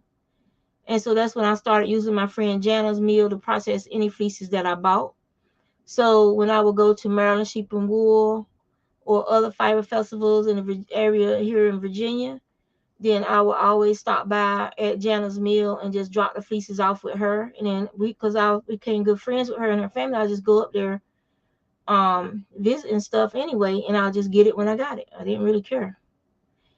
Processing fleeces is its own reward if you got the time to do it. I would recommend, if you're gonna buy a large fleece and do it, then to break that fleece up in batches, and when we can wash it, when we can let it dry, um and we wash it, you let it dry, and then the next weekend you wash another batch. But then on the one that's already dried, you go ahead and either card it or pull it and pluck, however you're going to prepare it to be spun. You go ahead and do that. Go ahead and get your batch ready, and you just keep doing that until all of the fleece is processed, and then you can sit down and start spinning that entire processed fleece. That's how I used to do it, because I didn't like do a batch here, do a batch there, waiting for it to dry, waiting for it to dry, waiting for it to dry. You just do each batch just an assembly line. While this one is washing, while this one is drying, this one you make into bats. And then you keep doing that until the whole fleece is processed. Yes, the videos that where I'm at the mill, that's where I got them processed at. That used to be Windswept Farms mill before Jana got hurt and they couldn't do the mill anymore. And so then they sold the mill. I think it was a family from Pennsylvania or New Jersey, I don't remember. They purchased the mill, the actual equipment is what I'm talking about. They purchased the equipment and then a tractor trailer from the company that makes the equipment. They help them package up everything into cardboard, not cardboard, but crates. They packaged it up in crates, put it on the 18 wheeler, and then they drove it to the other people's farm and they helped them set it up. And then Jalen and them sold the herd to several different breeders, the alpaca herd. And at that time, we were having financial issues here at my house, so I had to let my alpaca that I own go. And so they sold him along with the alpaca he'd been with all his life. And then he went to a different farm. I don't know where he is. He's living the alpaca life if he's still alive. But you have to pick your battles. And for me, keeping my house was more important than trying to keep taking care of an animal out on a farm that I wasn't gonna be able to visit much because I had to save my money for gas money. And as you never know when financial problems could hit you. You might think you set, you might think everything's good, and all it takes is for one serious thing to happen, and it sucks up all your savings, and then you back to square one, and it's taking a long time to dig out of that hole, and not trying to go back there. That's why now, if you see me showing yarn that I recently bought, it's only 1 or 2 skeins. If I get a lot of yarn that I get to show y'all, it's because somebody gave it to me, and I acknowledge the person that gave it to me. Like when my friend Barb gave me that box of yarn, because she knew I use acrylic for donations. She knows I like using acrylics and stuff. She sent me fiber 42 that she wasn't going to spin. She's a spinner as well. So yeah, but if I get a chance, I save up for stuff. Like I said, most of my stash, 90 to 80% of my stash is yarn that has been given to me by other fiber artists in my area who were destashing, who were making their stashes smaller. So most of the yarn that I purchase is these bins right here. These bins right here is mostly the yarn that I purchased. And there's a couple of yarns in there that people have given me. Everything over here, except for the fiber down, came from Windswept Farms that was given to me by my friend Jana before they moved to Tennessee. So they didn't want to end up in a dump, and they didn't want to end up being thrown away by somebody. They knew I loved yarn and fiber, and they gave it to me. So, and then one day somebody will inherit my stash because none of my children. Maybe I'm hoping B seems to be interested in spinning. I'm hoping B is gonna be the one. And hopefully I'll live long enough to be able to teach her how to crochet, how to knit, how to spin, and then she will inherit my stash. If not, then I have several family members, not family, but knitting community family members that spin, weave, knit, that I have a list of them with my will, that in the event that Luna does not want to be a fiber artist, that this fiber is given to them. And if it's not given to them, then I will try to find, like I could send it back to Sandy with the Sanctuary Wool Farm, and then they can use it to sell it to earn money to help take care of the animals on the farm. So that is the future of my stash in the event no one in my family takes it on. So it has a place to be sent to the Sanctuary Wool and Gift Farm in order to help provide for those sheep at that farm, sheep, alpaca, and llama that may be at that farm.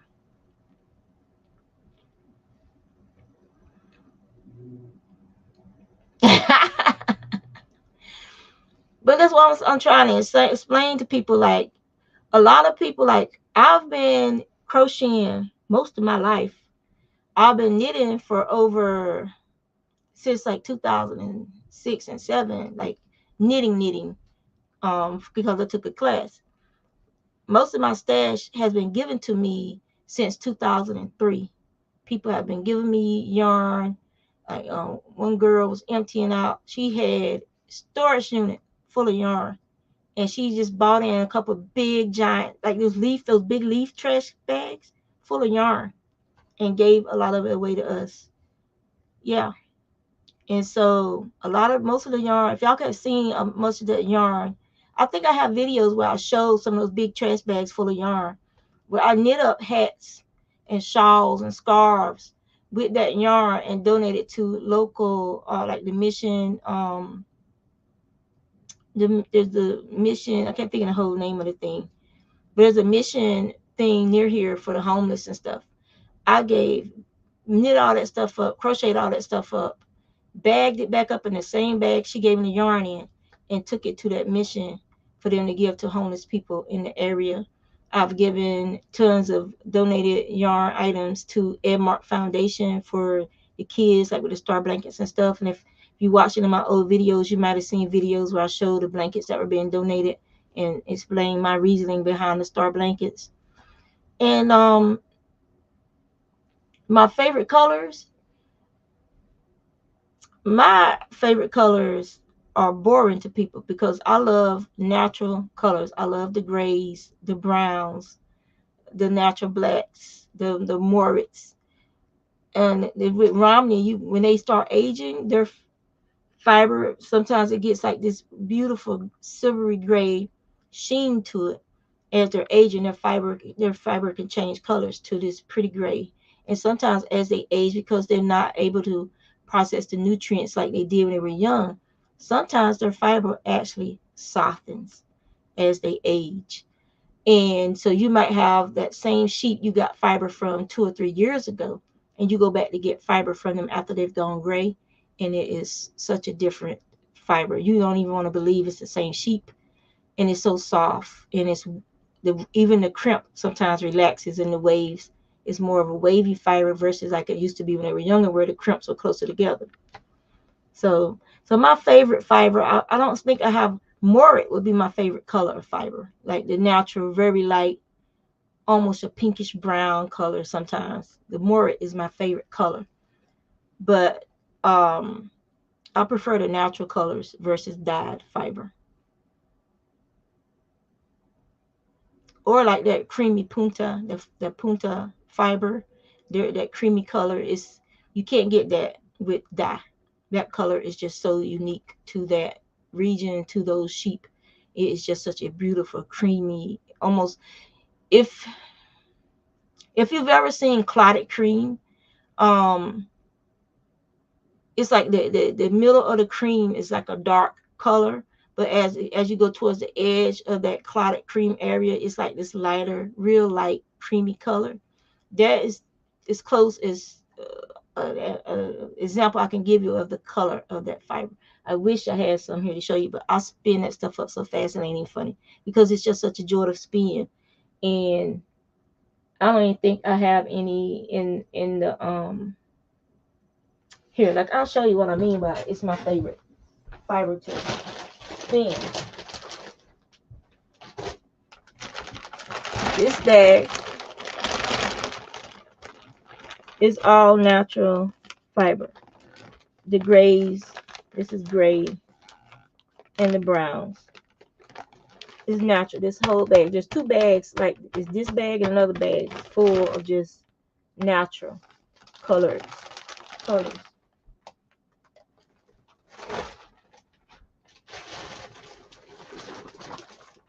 And this is the natural and whites and light bright. This is Morit.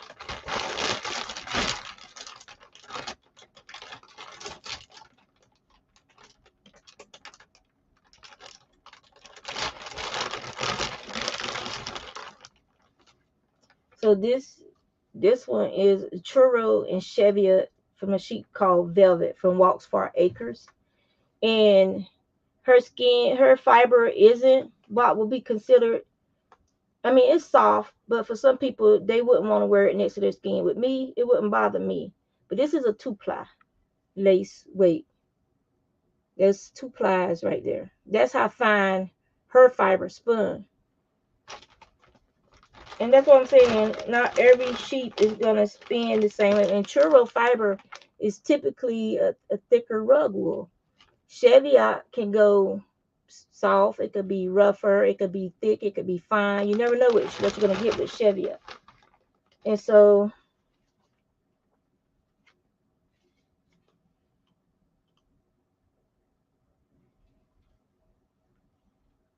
this is some more churro. It's from a different sheep, but it's very similar to Velvet's, but it's not like hers. This is also a 2-ply, but you see, it's a thicker weight. And so even within the same herd, like this is, I'm pretty sure it's also going to be a Cheviot and churro from Walks Far Acres.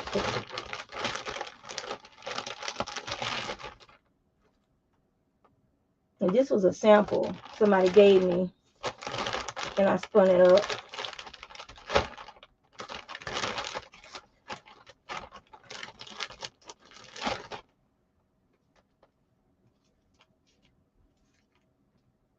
And this is a California red. It's a 3-ply, 55 yards from the Sunrise Haven Farm. And this was a sample that somebody gave me at one of the fiber festivals. They said, "Have you ever spun California red?" I'm like, "No." And they just gave me a little bit to spin. I mean, there's even still some straw in there. But this was just as a sample, just so I could see. It's rougher. It's a lot rougher than the other two. But it's also, this is a 3-ply. The color for this is just unique. So if I was going to make something with this, it would be like the top part of a hat or color work in a hat. It wouldn't be for the brim. It's going to be right against your skin. But it would still be nice used in some color work where it's for like something that's not going to be on your skin, like a over sweater or something like that. And that's why I tell people, just because fiber isn't super soft like merino, doesn't mean it can't be used to make a beautiful garment.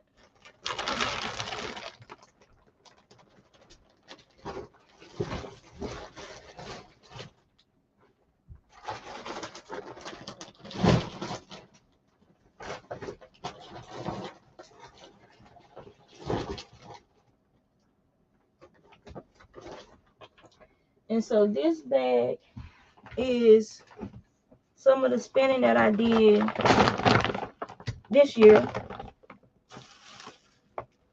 So this is Shetland and alpaca from Homestead. She had dyed the fiber herself. It's like these pinks and purples. I didn't know it was going to be pinks and purples. I just knew it was going to be dyed. So, and it's going to be hairy because of the alpaca. And it's kind of soft. So this is something that's going to be saved for B or my other granddaughter. Because even though I'm not a pink fan, apparently their mothers are fans of pink. Why, I don't know. I didn't read that though. So yeah. So this bag has everything I've been spending so far this year in it. And then another bag has the bobbins I still haven't applied yet for this year. So there's about 15 bobbins that I still need to apply for this year. And then I just did, let me move these out of the way before I break them. These are my wooden bobbins. These are the original bobbins for my wheel. So I try to take care of those bad boys so I don't want them to break. So this bobbin has been plied. This is a 3-ply. It is going to be a fingering to lace weight yarn. And this will be going to my friend Jen out in What's it start with? M. Minnesota.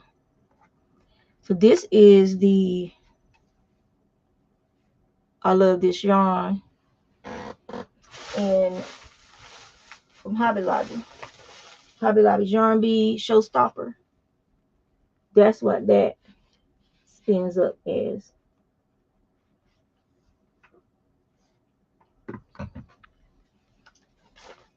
So yeah, he gonna have to put that back up there for me. I'm too short.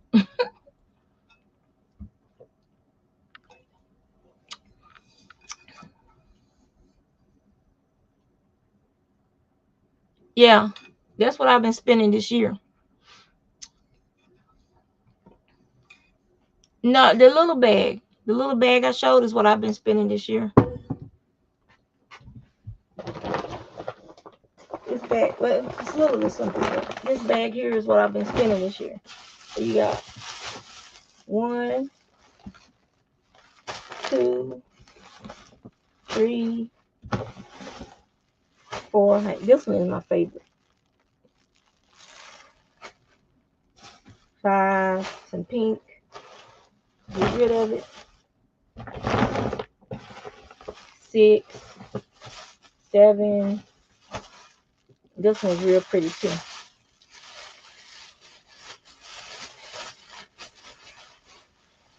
Yeah, let's see this one. Look at that.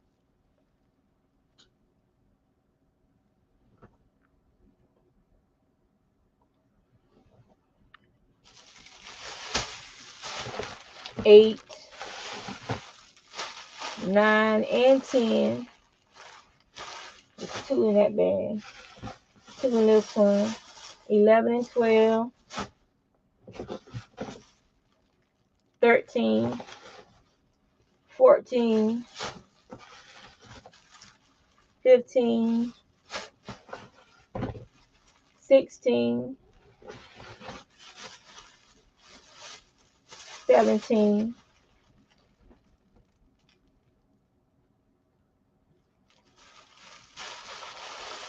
And 18. So I have 18 on there, so it might be 19 because I took another one. The first one I took out had 2. And that's one I got from my friend Barb. She sent me some fiber, and that was the first one that I spun from the fiber that she sent me. So I'm pretty sure there's 2 in that bag. Yeah, there's 2 skeins in that bag. And that was April Swap with Barbara Collins, Shetland Fine with Silk, spun April 29 through May of 2022. So I try to keep notes on stuff so I'm not, my brain ain't what it used to be, especially with me getting so distracted now, having to watch Miss Luna make sure she's being a good girl.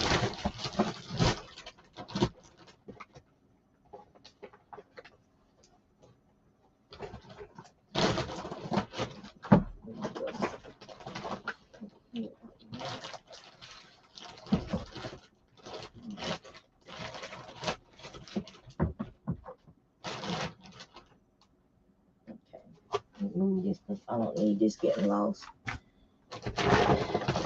Alright, so this bag is the bobbins from what I haven't plied yet that I spun so far this year.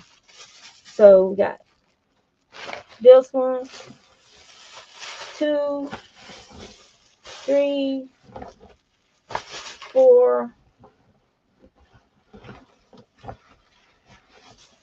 5, 6,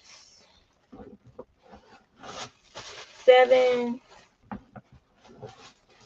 8, 9, 10, and 11, plus that one right there. That makes 12. 12 that I spun, but haven't plied yet.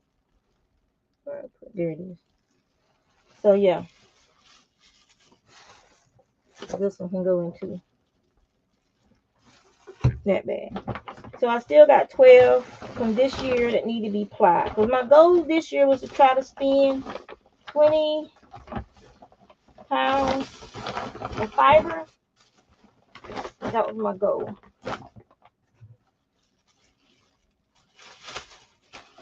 So yeah, so that's yeah.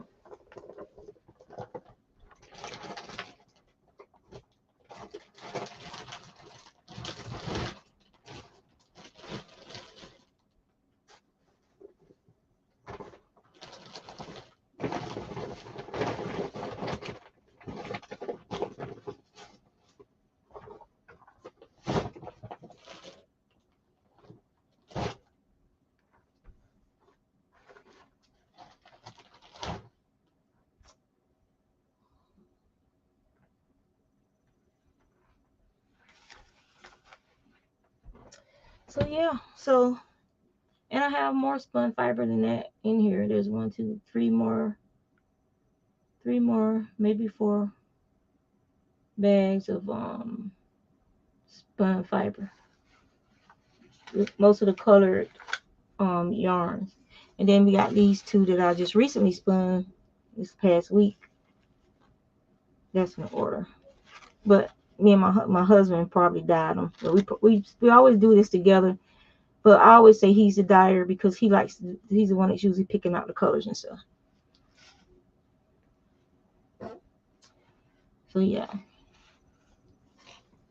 I spin a lot. I always tell people all the time that spinning saved my life because it is a way for me to cope without medication, to keep my blood pressure in check. And if I feel like my blood pressure is creeping up, hop on my wheel, I'll be fine in an hour. So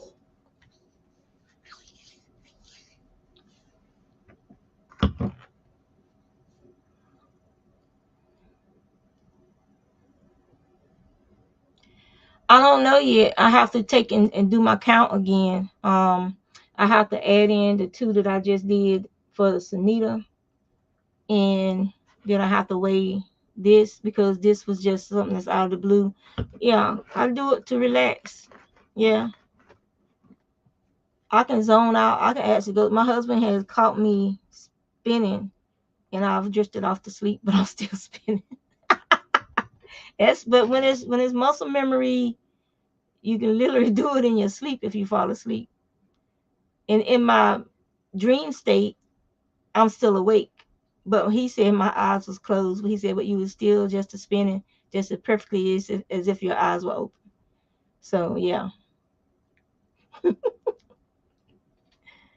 he said he had to wake me up, and then when I woke up, he got jerked, and then I yanked back like that, and that broke the broke the string. He broke my concentration. It is almost hypnotic to listen to, like, if your wheel has like a little, like mine, if I have in one of the 3D printed bobbins, I have more sound, more noise. It actually talks back to me. You guys have heard it. It's making this chittering noise sometimes, and then it's quiet, and then it's chittering. It's like it's talking to you, but it's a rhythm, and eventually that rhythm is so soothing, you just zone out. You don't hear it. Other people hear it, but you don't because you're so used to it by that time, and it's just you're just in tune with the wheel and you're spinning. But when I use my wooden bobbins, it's quieter. And if I were to take off my onboard cape post off of it, and then it would be even more quiet because even those posts kind of move around in those holes a little, and so you get a little noise from that. You take them off, and the wheel is even more quiet, and so it's very relaxing, very calming, very good for my blood pressure anyway. And it's it's my drug of choice for calming down. Or if I had a stressful day at work or whatever, then I would want to spend, an hour or so on my wheel just to release all that tension for the day. And playing my video game. If I'm really agitated from the day of work, I go play World of Warcraft and I go kill some stuff on the game. I'm not killing the real things. I'm killing stuff on the game. So yeah.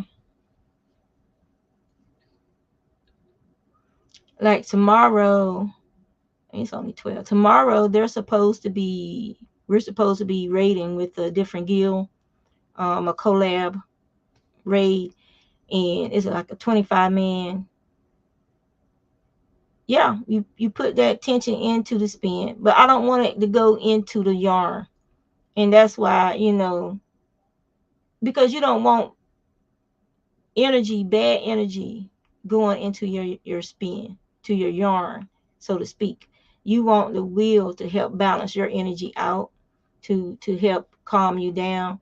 It's just like a prayer shawl. When you put those prayers in, you want your head to be in a good space, because even though your intent might be good, the energy that's coming from your soul might not be good going into that item. And that's why when you're doing something like a prayer item, it's all about the transfer of energy. So you want good going into that project. And if you have bad energy, then no matter how many prayers you say, if you haven't arrested that energy and converted it back to what your soul speaks, if it's speaking the wrong thing to that project, to that item, you don't want to do a prayer shawl. You don't want to pray over it unless you yourself are in a good headspace. And if you aren't in a good headspace, then you take it with you to church and you ask someone who is in a good headspace to pray over that item that you made. And that will help release all that negative energy from that item. I believe in energy transference. Other people might not, but I do. I believe in energy transference. And so you look at the experiments they did with water back in the 60s and stuff, where they looked at the structure of water after someone who was mad and full of hate held onto that picture and spoke into that water. And you can see the different crystal designs. Look it up online and you can see what it looked like when someone with good energy and good thoughts and good prayers spoke into that water versus what that water looked like when people with bad energy and bad thoughts and bad prayers spoke into that water. That was the transference of energy that actually affected the molecules in that water. Don't tell me the same thing can't happen to someone speaking over a fabric or fiber or even a human being. So yeah, that's why when we were little, remember when you were little and your parents used to tell you, or your grandparents used to tell you, be careful who you let touch you. Even if you're going to church, there were certain people in church that would tell you to stay away from. And I believe it's because they felt that energy. Same thing with plants. Yeah, yeah, yeah. The experiments they did with the plants, where the plants became wilted or died or just blackened, and it wasn't like um a 2 or 3 month thing that happened to those plants. It was within days of that person talking to that plant like that, and then talking to another plant a different way, that the plant started dying and changing. Yeah. So I think energy is very important.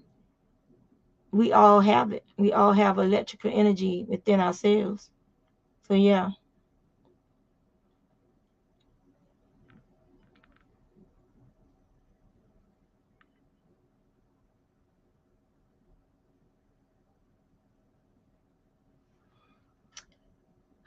I'm telling y'all, it's bothering me not being able to find that daggone book. Oh man, I need to find that book. It's gonna drive me nuts. It's gonna drive me crazy.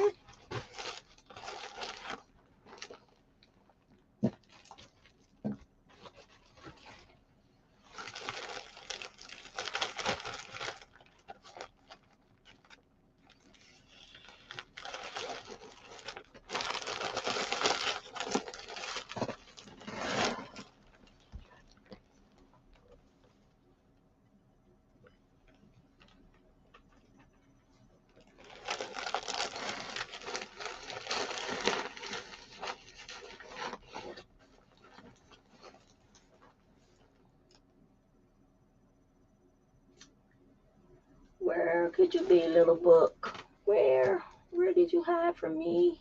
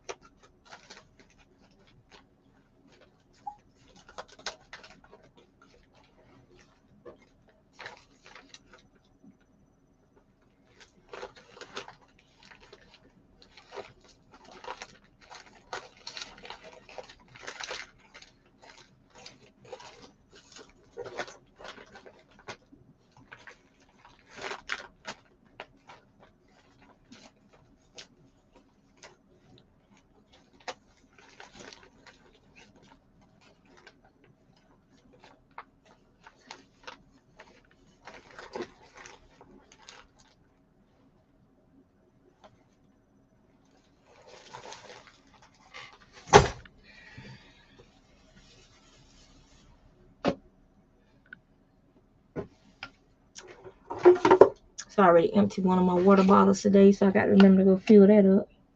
I drink a couple of water bottles. I love water, so I drink a couple of them a day, every day.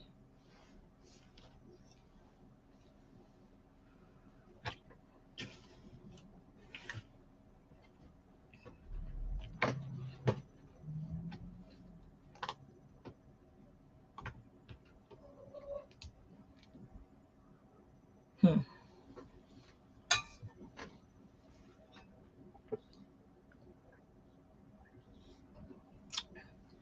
Yeah, it shouldn't be in my car. No, I just started looking for it today.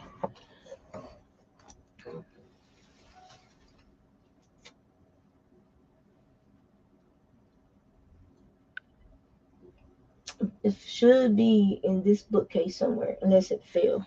Because I had it out looking at it. So the options is if it's not in there, then I've just stuck it somewhere. And it's a smaller book, so it could be pushed back. And yeah. And so I just want to tear my room apart and look for it. And y'all just gonna have to suffer. Because it's not gonna stop until I actually find it.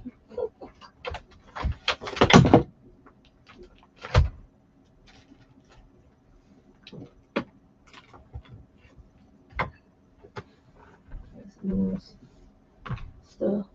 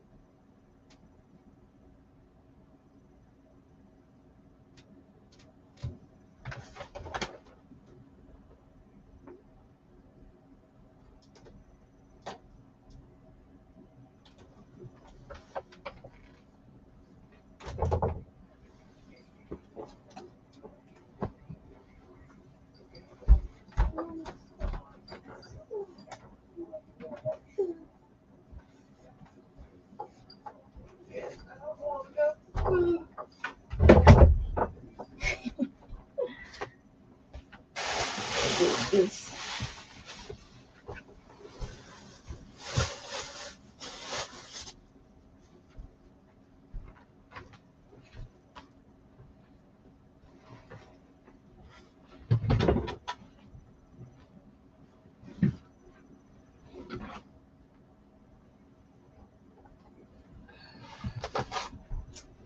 Let me put this up here out the way.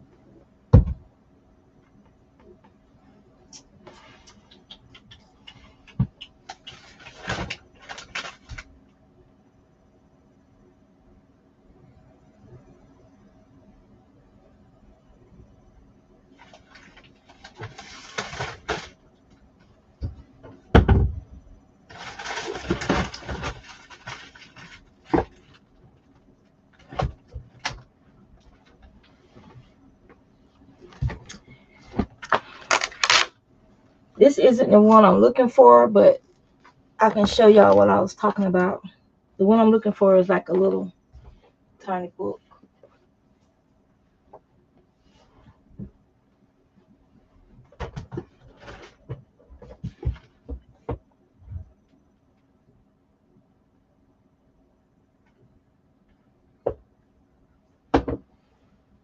The one I'm looking for is about this size, like a little book like that.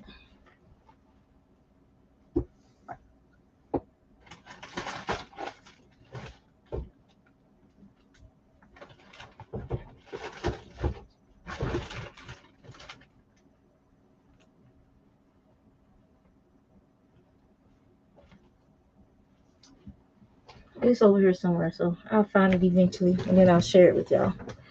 So it's a little tiny book that has like a bunch of different mitten designs in it, but they were hand drawn.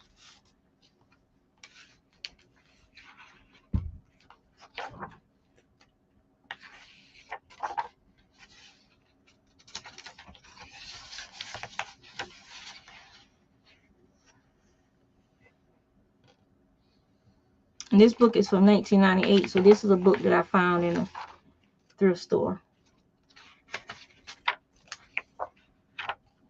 And so basically it teaches you the basics and how to construct the seamless toes and stuff like that. But for this is for the top of the mitten going down. And then it shows you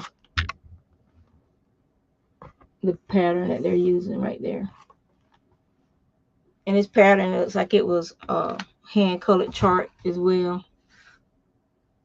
Almost looks like pencil ink, but it's not. But you could go through there and you can see all these old-timey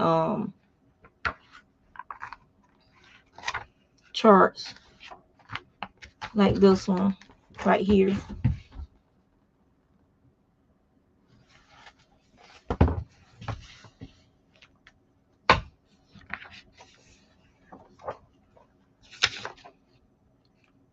And so back in the day when they would find errors, you would have to go to their website and print out the correction. It's called errata. If there was an error in the book after they found it after production, then you can go to their website and print out the errata. And whoever owned this book printed out some of the errata. Like this is one of the mittens in this book. It has like this lace cuff on it. And then you got the mitten pattern up there. So mittens are, especially baby mittens, those are easy to use, a small item, so you won't get discouraged. And then there are also, regional mitten patterns. Like there's patterns from up north, like where people would do the crab pots and stuff. Like this is one right here. They had a different type of glove. See, and they still make these up like in Rhode Island and places like that where they go crab pot fishermen and all that stuff in the wintertime. These are the kind of gloves those guys had. So they have historical content as well as those patterns. Because I've never seen gloves like that before until I came across a book like this. And then I think it was the Fruity Knitting podcast, or it was one of those podcasts. They actually interviewed some of the ladies that wrote a book about the mittens that they made up north that look like those that I just showed you. So some of these knitting books can have historical information in them, as well as samples of different patterns. And then you can take and incorporate those patterns into your own color work. So if you are still a thrifter, if you like going to thrift stores and stuff, like, look for the old knitting books and stuff. And look for the old knitting books and stuff to help you when you want to design your own color work pattern, or you want to make changes to, let's say you want to make changes to a color work pattern that you're working on. And you just go and find one of them old books and copy it over to your pattern that you're going to use.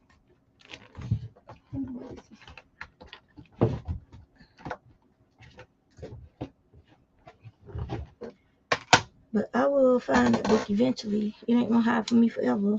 Are you, book? So yeah, so my art book.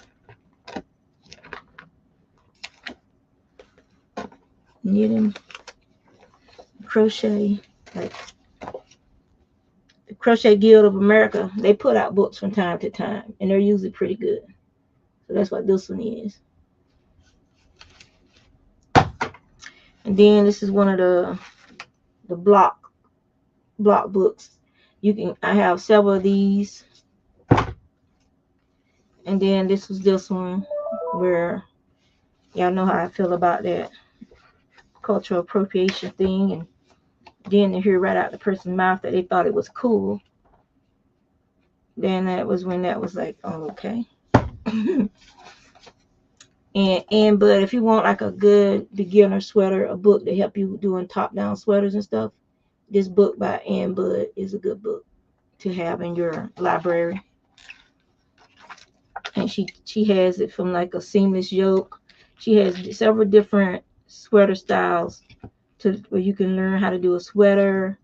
You can learn how to do an easy fur owl pattern right there. So this book is a very good one to have in your library of knitting. This is my seed catalog. So one of the things I usually do during December is I'll go ahead and place my first seed order, because with more and more people starting to garden now, sometimes last year it was hard because they ran out of a lot of stuff. And what makes me mad is you got all these seeds sitting out there going bad because the people never did a garden. They just bought the seeds thinking they were going to do it. They never did it.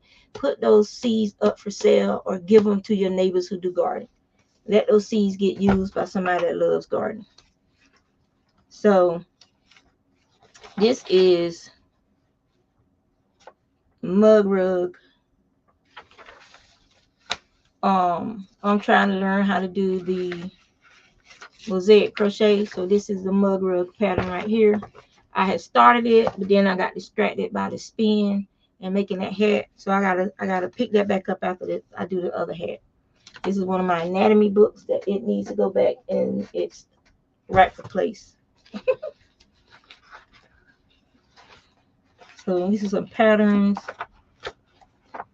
that haven't gone into my pattern book yet.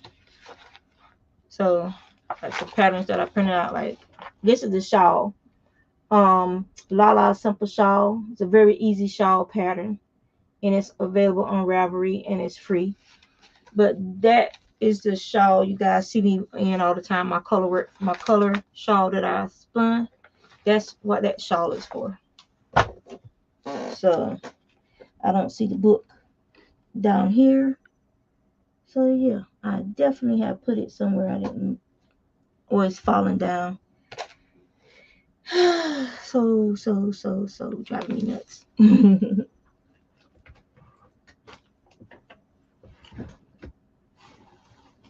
Like, I love books. I prefer to buy books when I can versus digital. I mean, I do have ebooks and stuff, but if I can get an actual book for about the same price as an ebook, I'll just go ahead and buy the book. So, but this is the blanket I've been working on. So yeah, it is an old whip. It is a 3-year-old whip. And so approximately this much of it was knit during the court case from here to here. Was knit during the recent court case I was on. That was the liberation room, sequestered room, bomb threat room, knitting project. So while other people were sitting there, what's going on? What's going on? I was knitting.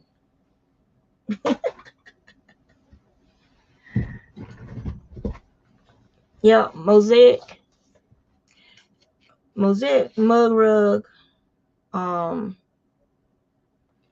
MJ's Off the Hook Designs. It was this one. That's what Dreamy told me to start with. So that's what I'm going to be using. I had started it, but then I pulled it out again because I was like, like when you're doing a chart with knitting, it seems different than doing this mosaic chart because of the doing through the back loop and then you're dropping down with the double crochet. So it's taken me longer to figure that out. When I look at it, I can say, well, if I knit this, I would just do, two in the main color, background color, main color, background color, like that, right? And I wouldn't have to worry about crocheting through the back loop. I wouldn't have to worry about dropping down between these stitches and stuff. So that's what I got to get used to, is dropping down between the stitches for the color, for the mosaic crochet.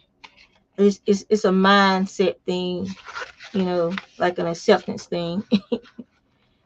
So this always good to learn new skills.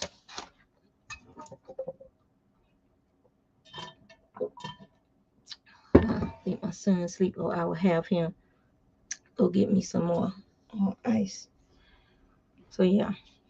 Hey Miguel, how you doing?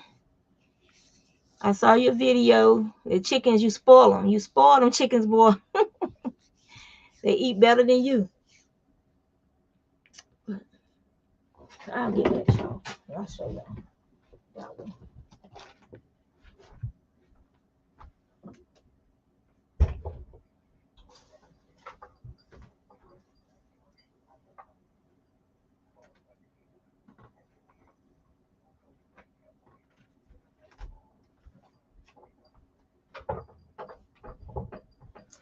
All right, so the La Simple Shawl is this shawl that's made from my hand spun. This is the La Simple Shawl. Like I said, it's an easy, free pattern. You're gonna be doing some double yarn overs, which look little eyelets, like they look like that. And then you'll have your double eyelet center spine. So very easy pattern. Makes a real nice little shawl. I mean, you could keep going, making it bigger and bigger if you want to, but like I said, I like wearing my shawls like this. So I don't need those great big giant shawls.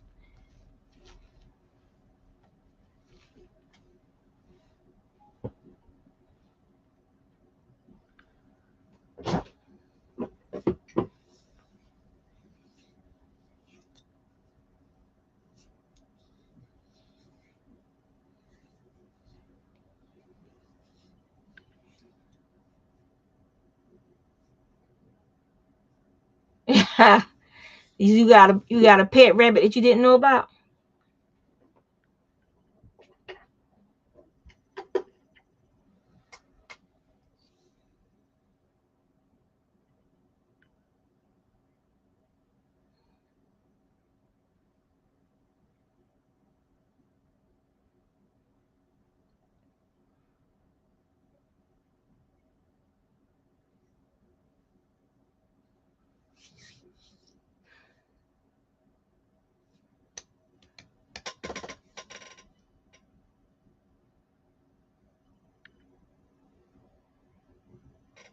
And I'm pretty sure, like, as soon as I end this, I'll see that book.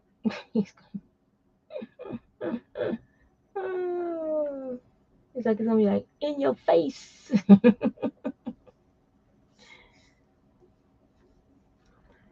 right, then, guys. I done talked y'all to death enough. Y'all got any more questions about the knitting or the spinning or anything?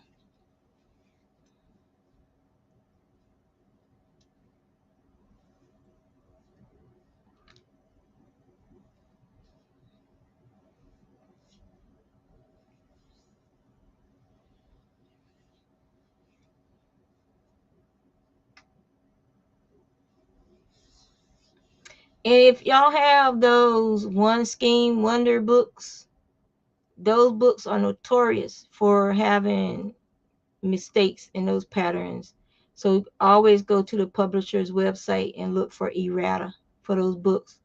If you can, go ahead and print or download the patterns. Just make you a folder and name it errata for luxury One Skein Wonder. Name the folder what it's for or something, so that if you do a pattern in one of those books that something just ain't adding up, it ain't seem right, look at which rows it is, and look at your errata and see if those are the rows with the mistake. And then just use your errata printout to do that row. Yeah, those books, and I have 3 of them, I think.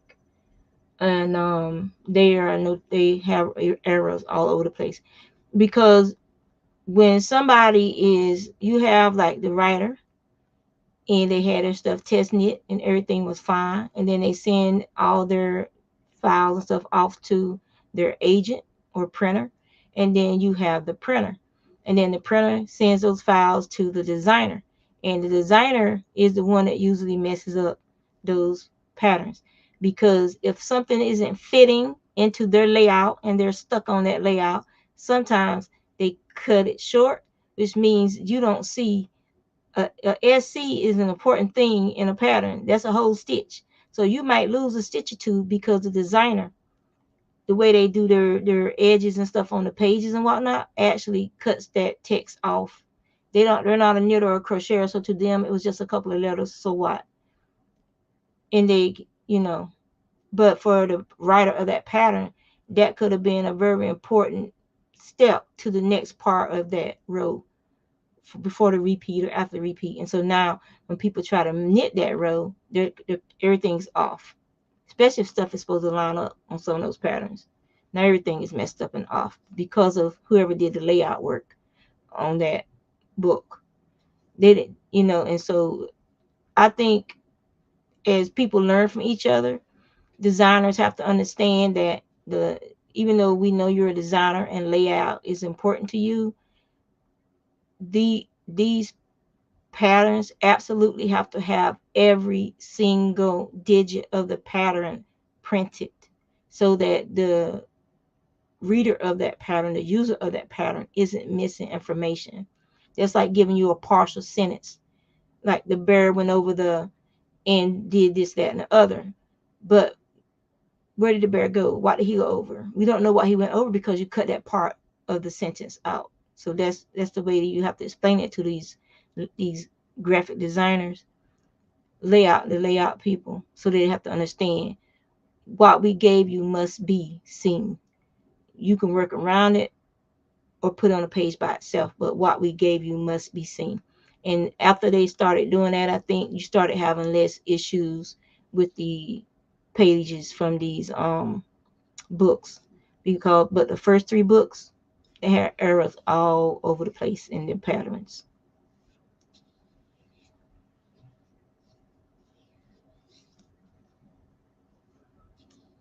Well, it's been raining here all day, and sometimes the wind had picked up, and it's just been nasty looking outside all day.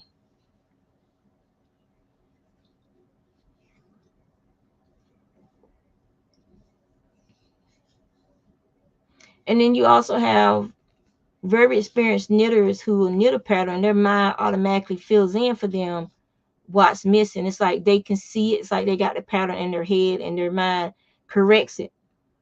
And whereas the designer didn't realize it, and then the person knitting it goes, well, oh yeah, there should have been a this stitch here or this stitch there. They're so experienced with knitting and stuff that their mind automatically bridges that gap for them.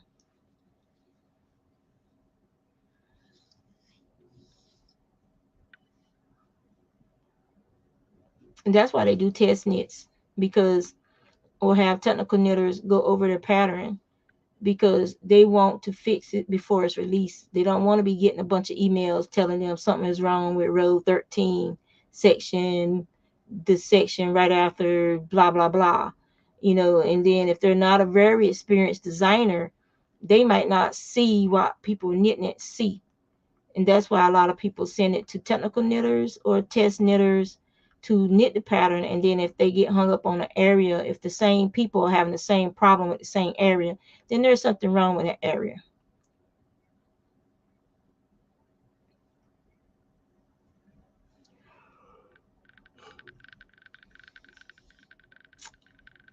All right, y'all, I done been up here 2 hours and 30 minutes. I'm gonna let y'all go. I'm gonna make me some coffee and had none today. So one of y'all need to get on and do a live. And while y'all doing that live, let me turn my room apart. apart looking for that book.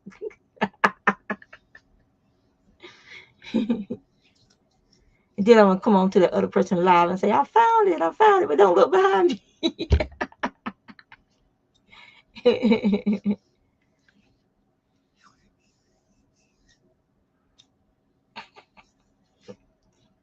Y'all take care. And I'll see y'all as soon as Crystal or FR Humphrey or somebody else pulls up a live. Like right after I get off.